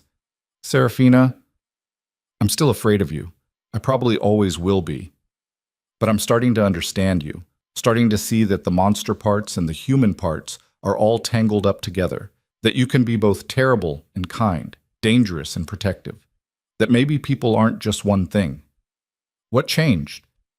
I realized my father was worse than you, that the man who raised me, who was supposed to protect me, was willing to sacrifice his own children for money and power. While you, the man I was taught to fear, has shown me more care in 2 weeks than he did in 22 years. Her hand dropped away. That changed my perspective on monsters. Dominic's phone buzzed. Victor with an update. It's done. Vale's car went off the road on his way home, crashed into a barrier. He died on impact, clean, like you wanted. Dominic read the message, felt the weight of it settling into his bones. He'd killed men before. Ordered deaths, carried them out himself, never lost sleep over it. But this was different. This was Serafina's father, however terrible he'd been. This was crossing a line that couldn't be uncrossed. He showed her the phone, watched her read the message, watched her absorb the reality that her father was dead, and it was her decision that killed him. She didn't cry, didn't react at all for a long moment. Then she nodded once. Good. When do we tell my sisters? Your mother will handle it. She'll call you tomorrow. It'll look like an accident. No one will know it was anything else. What about the funeral? You'll attend, play the grieving daughter. We'll maintain appearances. Appearances? She laughed without humor. My whole life has been about appearances. Appearing dutiful, appearing grateful, appearing like everything was fine when it was falling apart. I'm tired of appearances. What do you want instead? Truth. Even if it's ugly. Even if it hurts. She moved to the couch, sat down heavily. My father was a terrible person who used his own children as bargaining chips. He died because he threatened the wrong people and thought he could manipulate everyone around him. That's the truth. And I'm not going to pretend to mourn him. Dominic sat across from her, uncertain territory for both of them. Your sisters will mourn him. They're young. They don't know what he really was. Let them have their grief. Let them remember him as the father they thought they had. Serafina looked at him. But between us, let's be honest. He was a monster too. Just a different kind than you. What kind am I? The kind that knows what he is. That doesn't pretend to be something noble while doing terrible things. You're honest about your violence. He dressed his up as family duty. She pulled her knees to her chest. I think I prefer your kind. They sat in silence as the sun set, painting the room in shades of amber and shadow. Outside, the city moved on, oblivious to the death of one man, the transformation of a girl into something harder, the strange evolution of a marriage built on transactions into something that might eventually resemble understanding. I should feel worse about this, Serafina finally said. I should be crying or angry or something, but I just feel relieved. Is that wrong? I don't know. I'm not the person to ask about right and wrong. Maybe there isn't a right or wrong. Maybe there's just survival and the choices we make to get through each day. That's a bleak worldview. I'm married to a crime boss who just killed my father on my order. Bleak seems appropriate. Dominic almost smiled. You've got a dark sense of humor. Turns out I need one to survive your world. Our world. She corrected herself. I keep saying your world, but it's mine now too, for better or worse. Those vows again. Yeah, those vows. She stood, walked to the window one more time. Do you think we'll ever figure this out? How to be married to each other without all the complications. Honestly? No. I think the complications are the point. We're too different from two different places. But maybe we can figure out how to live with the complications. That's not very romantic. We didn't have a romantic beginning. Why start lying now? She turned to look at him, and something in her expression was softer than before. You know what the strangest part is? I'm starting to feel safe with you. Not despite the violence, but because of it. Because I know you'll do whatever it takes to protect me, even terrible things, especially terrible things. That's not safety, Serafina. That's just being on the right side of a dangerous man. Maybe that's all safety ever is in this world, being valuable enough to protect, being cared about enough that someone's willing to be terrible on your behalf. She moved back to the couch but sat closer to him this time, not touching, but closer. Thank you for protecting my sisters, for dealing with my father, for trying to make this bearable. You thanked me for killing your father. I thanked you for keeping your promises. There's a difference. Dominic looked at this girl who was learning to navigate darkness with the same determination she probably once brought to teaching kids to read, who was finding her own kind of strength in a world designed to break her, who looked at him with clear eyes and saw both the monster and the man and chose not to run from either. You're stronger than I gave you credit for. I'm discovering that. Turns out, when you stop being afraid of everything, you realize you're capable of more than you thought. Even terrible things. Even survival at any cost. She leaned back against the cushions. My father always said I was weak, too soft, too emotional, too impractical. I think he was wrong. He was definitely wrong. Or maybe I'm only discovering strength now because I have to. Because this situation requires it. Because you showed me that surviving sometimes means making impossible choices. She looked at him. Is that what happened to you? Did you start out different, and violence made you into this? I started out afraid and powerless. Violence gave me power. Once I had it, I never wanted to be powerless again. And now? Now I'm still powerful, still dangerous. But for the first time, I'm wondering if that's all I want to be. What else could you be? Dominic didn't have an answer. He'd never considered alternatives. Never imagined a life beyond empire building and fear-mongering and the constant calculation of power dynamics. But sitting here with Serafina, watching her transform from victim to something harder and more resilient, he felt the first stirrings of possibility. Maybe he could be someone who protected without destroying, someone who used power for something other than accumulation, someone who might eventually deserve the tentative trust he saw growing in Serafina's eyes. I don't know yet, he finally answered. But I'm willing to find out. She reached out slowly, the same way she'd touched his face earlier, and took his hand. The gesture was simple but monumental, the first time she'd initiated contact without fear driving it. Then let's figure it out together. Two terrible people trying to be slightly less terrible. That's got to count for something. Dominic looked down at their joined hands, at the visible contrast between her smooth skin and his scarred knuckles, between her tentative trust and his bloody history. It shouldn't work. Nothing about this should work. But somehow, impossibly, it was starting to. The funeral was everything Aldo would have wanted. Expensive, performative, filled with people who'd hated him, but showed up anyway because that's what you did. Serafina stood between her mother and Dominic, wearing black and the appropriate expression of grief, playing her part with the same skill she'd once used to survive her father's house.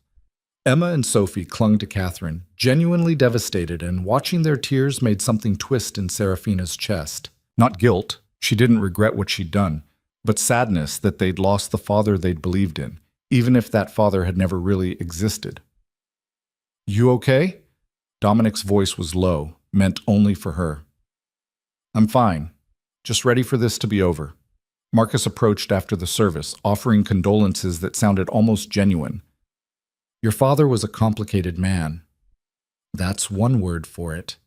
Serafina didn't bother pretending, not with Marcus, who knew exactly what Aldo had been. For what it's worth, you're handling this better than most people would. I've had practice pretending things are fine when they're falling apart. This is just another performance. Marcus studied her with new appreciation. You're tougher than you look. I'm learning to be. She glanced at Dominic. Good teachers. After the funeral, there was the obligatory gathering at her mother's house. Catherine played the devastated widow with Oscar-worthy commitment, accepting sympathy from people who saw through her act but participated anyway. Serafina watched her mother work the room and wondered if Catherine had known about Aldo's plan, if she'd been complicit or just willfully blind. Serafina, her mother cornered her in the kitchen, away from the crowd. We need to talk about arrangements. Your father's estate, the business interests, the house. What about them? Everything's in chaos. The lawyers say most of his assets were already transferred to your husband, that the marriage contract gave Dominic control over everything. Catherine's composure cracked. We have nothing. The house is mortgaged. The accounts are empty. He left us with nothing but debt. Serafina felt no sympathy. He made his choices. You could help us. Talk to Dominic. Surely he'd be willing to what? Give you money? After what Dad tried to do? Catherine's face went pale. What are you talking about? You really don't know? Serafina laughed bitterly. Dad was working with Marco Colombo, setting up attacks on me, on Emma, trying to start a war that would destroy my marriage so he could take back his territory and profit from it. He was willing to risk his own children to get out from under Dominic's control. That's not... He wouldn't... He would. He did. Dominic has proof. Serafina moved closer. So no, I'm not going to ask my husband for mercy for a family that sold me and then tried to destroy the one thing that came from it. You're on your own, Mom, just like you left me on my own when you prepared me to be used instead of protecting me. I was trying to prepare you for reality, for what marriage would require. You were trying to make me compliant, trying to turn me into property that wouldn't fight back. Serafina's voice went cold. Well, I learned, just not the lessons you intended.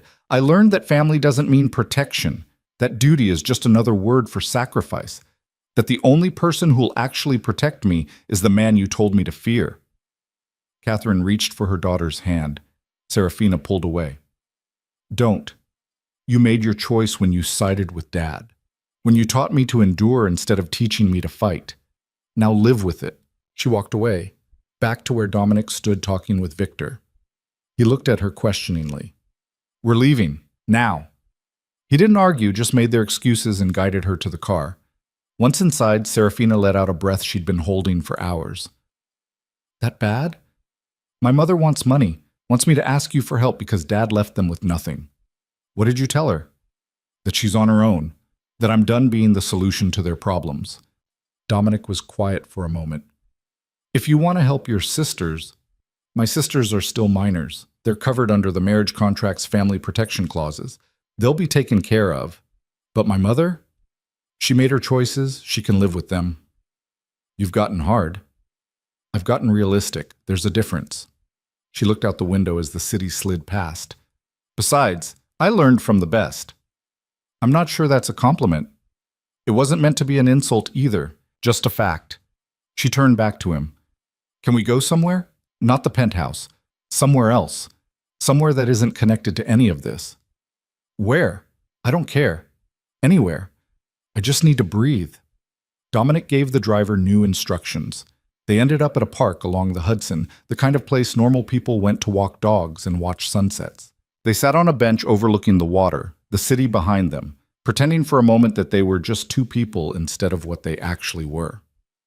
I keep waiting to feel guilty. Serafina spoke first. About my father, about ordering his death, but I just feel empty. Like something's missing, but I can't figure out what. That's normal. Grief is complicated even when you hated the person. Is it grief, though, or just the absence of something that was always painful? Maybe both. Dominic stretched his arm across the back of the bench, not touching her, but close. When my father died, I felt relief more than anything. Relief that he couldn't hurt me anymore. Relief that I was finally free. But there was also this weird sense of loss. Not for him specifically, but for the idea of what a father should have been. That's exactly it. I'm mourning the father I wish I'd had, not the one I actually got. She leaned back, her shoulder brushing against his arm. She didn't move away. Do you think we're broken? That we're too damaged to be normal people? We were never going to be normal people, not with the lives we've lived. But could we be? If we tried? If we just Walked away from all of it? You want to walk away? Serafina considered. Sometimes. Sometimes I imagine what it would be like to just disappear. Change our names, move somewhere no one knows us, start over completely. No violence, no threats, no constant calculations about power and safety. That's a fantasy. I know, but it's a nice one. She turned to look at him. Would you? If you could? If there was a way to just stop being this person and be someone else? Dominic thought about it honestly. I don't know. This is all I've been for so long. I don't know who I'd be without it. But lately, with you, I've started wondering if there could be more. If power and fear are really all I want out of life. What else is there? I don't know yet. Maybe that's something we figure out together. They sat in silence, watching boats move up the river, the sun sinking lower. A couple walked past with a dog, laughing about something. Normal people living normal lives, completely unaware of the danger sitting on a park bench watching them. I start classes next week. No, Serafina said eventually. Finished my application to NYU. They accepted me into their education program. That's good. That's what you wanted. It's weird, having things I want, having a future that isn't just about surviving. She pulled her knees up, rested her chin on them. A month ago, my only goal was getting through each day without falling apart. Now I'm making plans, thinking about what comes next. It feels strange. Strange good or strange bad? Strange hopeful, which scares me because hope feels dangerous. Like if I let myself want things, they'll just get taken away. Not everything gets taken away. In our world, most things do. People, safety, innocence. This life takes everything eventually. Dominic couldn't argue with that.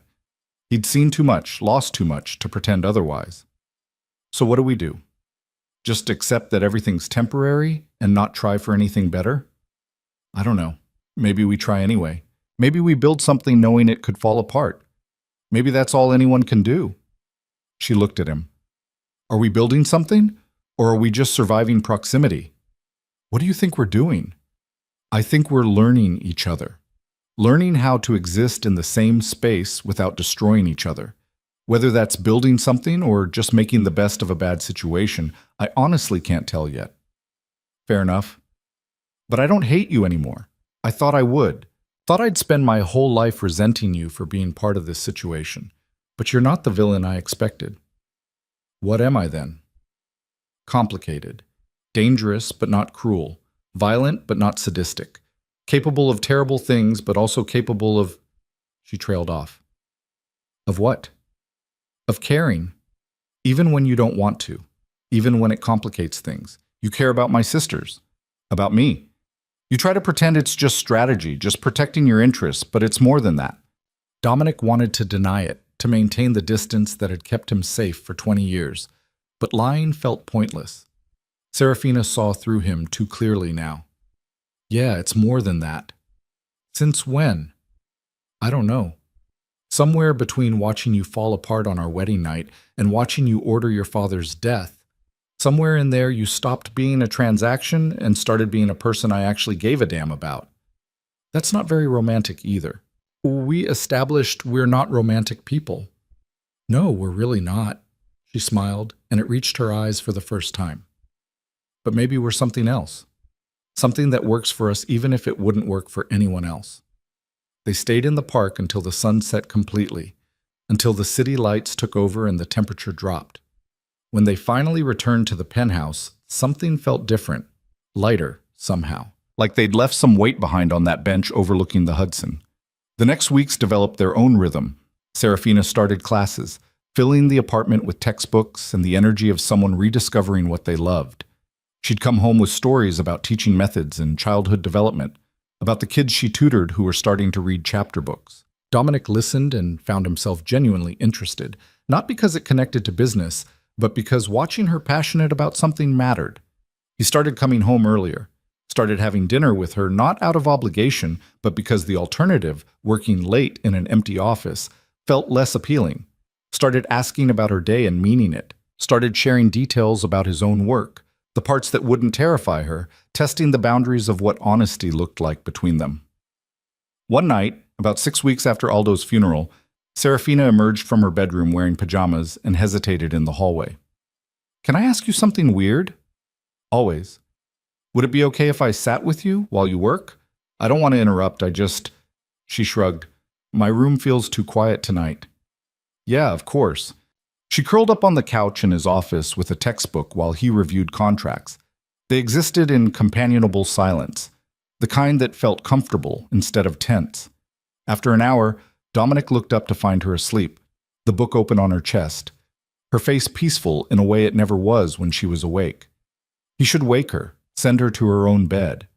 Instead, he found a blanket and covered her, then went back to work. Something about her presence, even sleeping, made the space feel less like an office and more like home. She was still there in the morning when he woke up on the couch across from her, having fallen asleep at some point without meaning to. She stirred when he moved, blinked at him in confusion. Morning. Morning. She sat up, the blanket falling. Did you sleep here too? Apparently. Why didn't you go to your room? Didn't want to leave you alone in here. Something shifted in her expression. That's the nicest thing anyone's ever done for me, not leaving me alone. That's a really low bar. Welcome to my childhood. But she was smiling. Thank you anyway. The distance between them started closing in increments. Serafina sitting closer during dinner, Dominic's hand on her back when they walked into a restaurant. Small touches that would have terrified her a month ago becoming normal. Her laughter at his dry humor. His interest in her stories.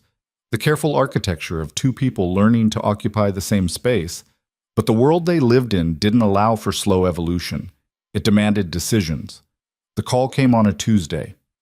Victor, his voice tight with controlled fury. We've got a problem. Someone hit one of our warehouses in Red Hook, took out 2 of our guys, made off with $500,000 in product. Dominic was out of the apartment in minutes, Serafina watching from the doorway with worried eyes. Be careful. Always am. No, you're not. You're reckless and violent and you think you're invincible. She moved closer. But you're not. So be careful anyway. He wanted to dismiss her concern, to maintain the walls that kept him safe, but something in her eyes stopped him. I will. The warehouse was a crime scene. 2 bodies covered with tarps, security footage wiped, the whole operation clean and professional, too professional for random thieves. Who did this? Dominic asked Victor. Don't know yet, but it was coordinated. They knew our security patterns, our shift changes, exactly where the product was stored. Inside job. Has to be. Question is who and why. Marcus arrived 15 minutes later, looked at the scene, and swore. This is bad. Really bad. We lose this much product, word gets out, everyone's going to think we're vulnerable. Then we find who did this and make an example. Agreed. But until we do, we need to lock everything down. Double security, rotate shifts, trust no one. Dominic spent the next 3 days hunting. Every contact, every source, every whisper on the street. The answer, when it came, was worse than expected. It was Tommy Ricci. Victor dropped the file on Dominic's desk. Your guy. Been with you for 8 years. Tommy? The betrayal hit harder than it should have. Tommy had been loyal, reliable, one of the few people Dominic actually trusted. You're sure? Surveillance caught him meeting with buyers. He set the whole thing up, took the product, sold it independently, pocketed the cash. Why? Says he needed money. His kids got medical bills, something expensive. He asked you for help 6 months ago. You said no. Dominic remembered. Tommy's daughter had some rare condition, needed experimental treatment. Dominic had looked at the numbers and decided it wasn't a good investment. Had told Tommy to figure it out himself. So he stole from me. Yes, and killed 2 of our people doing it. The old Dominic would have had Tommy executed immediately. Would have made it public and brutal, a lesson to anyone else who thought betrayal was an option. But something made him hesitate. Where is he now? We've got him, waiting for your call on what to do with him. Dominic went to see Tommy himself, found him in a warehouse basement, tied to a chair, bloodied but conscious. When Tommy saw him, something broke in his expression. Boss, I'm sorry, I'm so sorry, You didn't what? Think I'd find out? Think there'd be consequences? My daughter, She's dying. The treatment cost $300,000, and I didn't have it.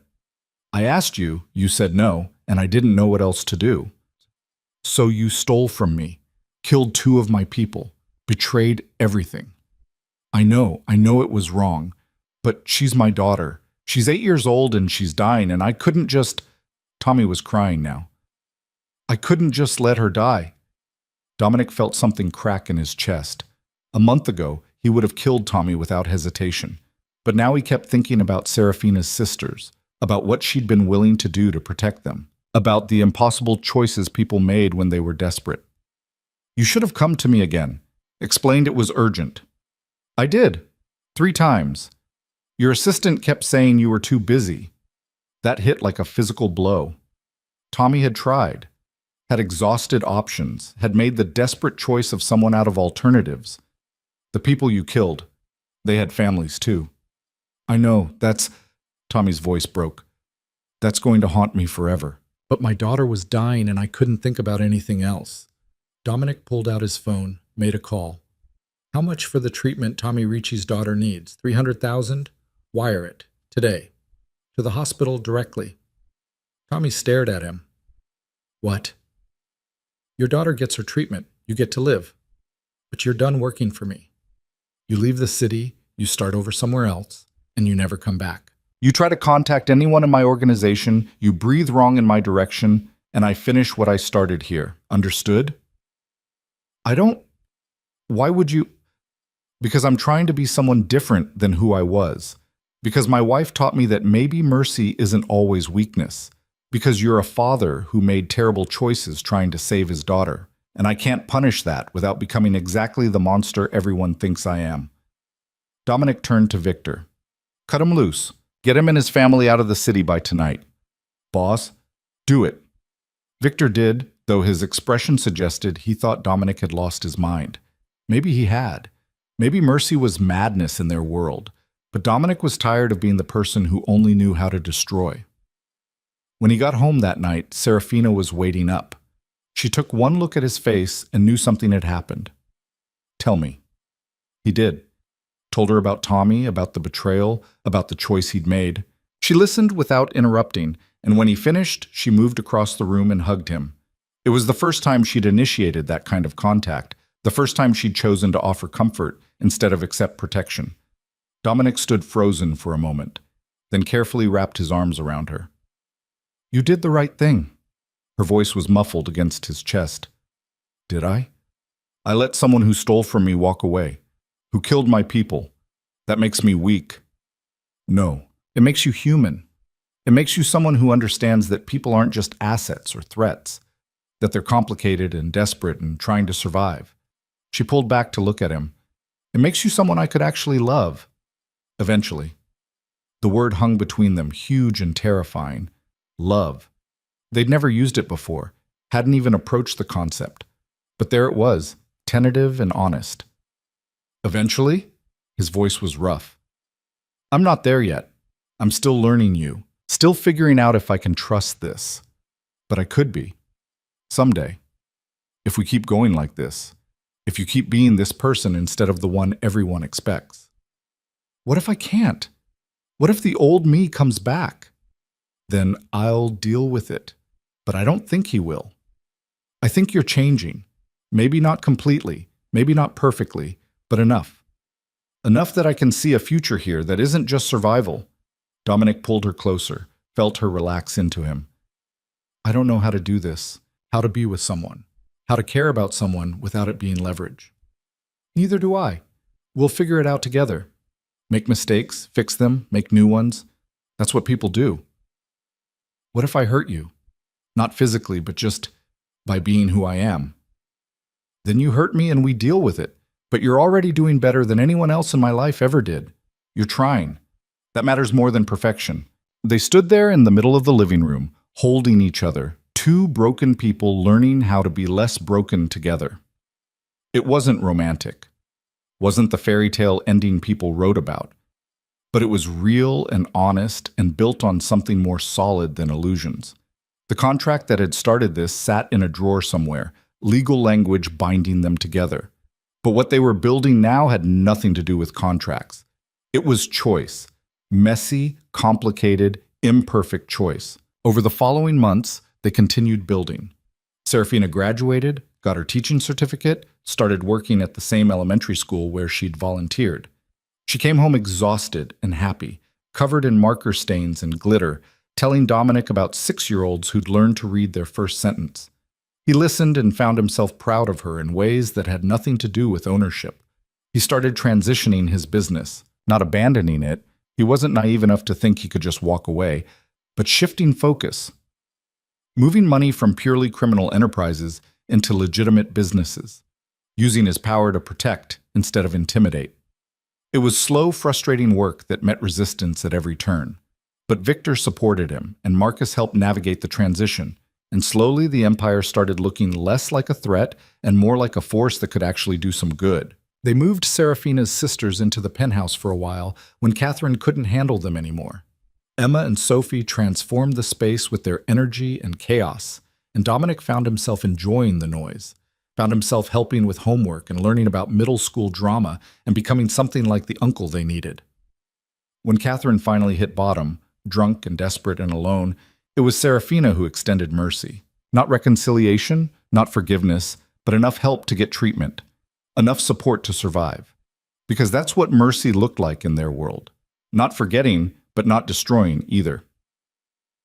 The marriage contract came up for review a year after the wedding.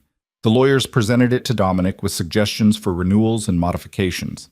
He looked at the papers and thought about everything that had happened since he'd signed them. Then he shredded them. "What are you doing?" His lawyer looked panicked. "Ending the contract, voiding the terms, all of it. But the shipping routes, the territorial agreements, are mine regardless of whether I'm married to her. I don't need a contract to keep what I built." Dominic stood. "Send dissolution papers. Make it clean." "You're divorcing her?" "I'm giving her the choice. She never had one before. Now she does." He went home that night with the dissolution papers, found Serafina grading papers at the kitchen table. She looked up when he entered. "You look serious. What's wrong?" "Nothing's wrong, but we need to talk." He set the papers down. "Our marriage contract came up for review. I dissolved it." Her face went pale. You want a divorce?" "No, I'm giving you the option. The contract that forced you into this marriage no longer exists. You can leave if you want. No obligations, no consequences. Your sisters will still be protected, you'll still be provided for, but you'll be free." Serafina stared at the papers like they might explode. "Why would you do this?" "Because you never had a choice. Your father forced you into this marriage, and even though we've made it into something better, it was never your decision. Now it can be. You can choose to stay or choose to leave, but either way, it's your choice. And if I leave, then you leave. I'm not going to stop you. I'm not going to make it difficult. You deserve the freedom to decide your own life." She picked up the papers, read through them slowly. Dominic watched her process what he was offering, saw the war happening behind her eyes. Finally, she set them down. "I'm not signing these. Serafina, I'm not signing them because I don't want a divorce. I want to stay. Not because a contract says I have to, but because I'm choosing to. Because this thing we've built matters to me. Because you matter to me." She stood, moved around the table to face him. "I love you. I don't know when it happened exactly, probably somewhere between you destroying my father and you showing mercy to Tommy Ricci. But I do. I love you, and I want to stay married to you. Not because I'm trapped, but because I'm choosing it." Dominic felt something in his chest crack open, some final wall he'd been maintaining falling away. "I love you too. I don't know how to do it right. I'll probably mess it up constantly, but I love you. More than I thought I was capable of loving anyone." She kissed him then, for the first time. Not the obligatory brush at their wedding, but a real kiss. A choice. He kissed her back, careful and reverent, like she was something precious instead of something owned. When they pulled apart, she was crying. Happy tears this time, not afraid or sad. "So we're doing this? Actually doing this? Choosing each other? If you'll have me, even though I'm still dangerous and violent and probably always will be to some degree. I'm not asking for perfection. I'm asking for you, all of you. The terrible parts and the trying to be better parts. That's what I want. Then that's what you get. They stood in the kitchen surrounded by graded papers and dissolution documents that would never be signed. Two people who'd started as a transaction and somehow become real. It wasn't the story anyone would have predicted, wasn't romantic in any traditional sense, but it was theirs, messy and complicated, and built on honesty instead of illusion. That night, for the first time since their wedding, Serafina didn't go to her separate bedroom. She took Dominic's hand and led him to his room, their room now, and what happened there was gentle and slow and full of the trust they'd spent a year building.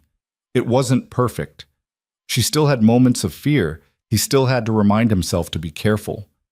But it was real and chosen, and that made it worth more than perfection ever could. Afterward, lying in the dark with her head on his chest, Serafina spoke into the silence. "Do you ever regret it? The marriage contract? The way we started?" Dominic thought about it honestly. "I regret what it cost you. The fear, the loss of choice, everything your father put you through. But I don't regret where it brought us, because I never would have found this otherwise. Never would have found you." "Me neither. As terrible as it was, I can't regret it because it made me into someone stronger. Someone who knows what they want and how to fight for it. Someone who can love a complicated, dangerous man and not lose themselves in the process." "Is that what you're doing? Loving a dangerous man?" "That's exactly what I'm doing. And you're loving a woman who's learned to be dangerous too. We're good at that, making each other stronger instead of weaker." "Yeah, we are." They fell asleep tangled together, and for the first time since the wedding night, both of them slept peacefully. No nightmares, no fear, just the quiet comfort of two people who'd chosen each other despite everything. The years that followed weren't easy. Dominic's past caught up with them sometimes. Old enemies, old debts, the constant threat that came with the life he'd built. But they faced it together. Serafina learned to navigate his world with the same determination she brought to teaching. He learned to prioritize her safety and happiness over power and control. They fought, made up, fought again, learned each other's boundaries and limits and how to communicate when things got hard. Emma and Sophie grew up protected and loved, never knowing the full extent of what their brother-in-law did or what their father had tried to do. They just knew that Serafina was happy, that Dominic treated them like family, that they were safe in ways they'd never been before. Dominic gradually transformed his empire into something that could almost be called legitimate. Not entirely, some stains never fully washed out, but enough that he could sleep at night. Enough that when Serafina looked at him, she saw someone trying to be better instead of someone reveling in destruction. On their 5th anniversary, Dominic took Serafina back to the park where they'd sat after her father's funeral. They sat on the same bench, watching the river, 5 years older and infinitely changed. "Do you remember what we talked about here?" Serafina asked. "You asked if I'd walk away, start over somewhere new." "Would you? Now?" Dominic considered. "No, not anymore. This is our life, complicated and imperfect, and sometimes dangerous, but ours. I don't want to run from it. I want to keep building it into something better." "Me too." She leaned against him, comfortable in a way she never could have imagined that first terrifying night. "We did okay, didn't we, for two people who started as a business deal? We did better than okay. We built something real out of something terrible. That's not nothing." "No, that's everything." They sat until sunset, just like they had 5 years ago. But this time when they left, they went home together. Not to a cage or a prison or an obligation, but to a life they'd chosen. To a marriage that had started with a contract and become something that transcended any legal document. It wasn't the fairy tale ending. There was no magical transformation, no perfect happiness. Just two imperfect people who'd learned how to love each other despite the darkness they'd both survived. Who'd taken a transaction built on fear and sacrifice and transformed it into partnership built on choice and trust. And in a world that dealt in power and violence and broken promises, that transformation was the most radical thing they could have done. Dominic Varelli had spent his life believing that strength was all that mattered, that mercy was weakness, that caring about people made you vulnerable. Serafina Vale had spent her life believing she had no worth beyond what others needed from her, that survival meant erasure, that love meant sacrifice. They'd both been wrong. And finding each other had taught them that the strongest thing they could do was choose to be vulnerable. That mercy took more courage than violence. That real love meant seeing someone completely, all their terrible parts and all their trying, and choosing them anyway. The marriage contract that had started everything sat destroyed in a file somewhere, its power dissolved. But the marriage itself remained, stronger for being chosen than it ever could have been when it was forced. And that choice, renewed every day in small ways and big ones, was worth more than any contract ever could be.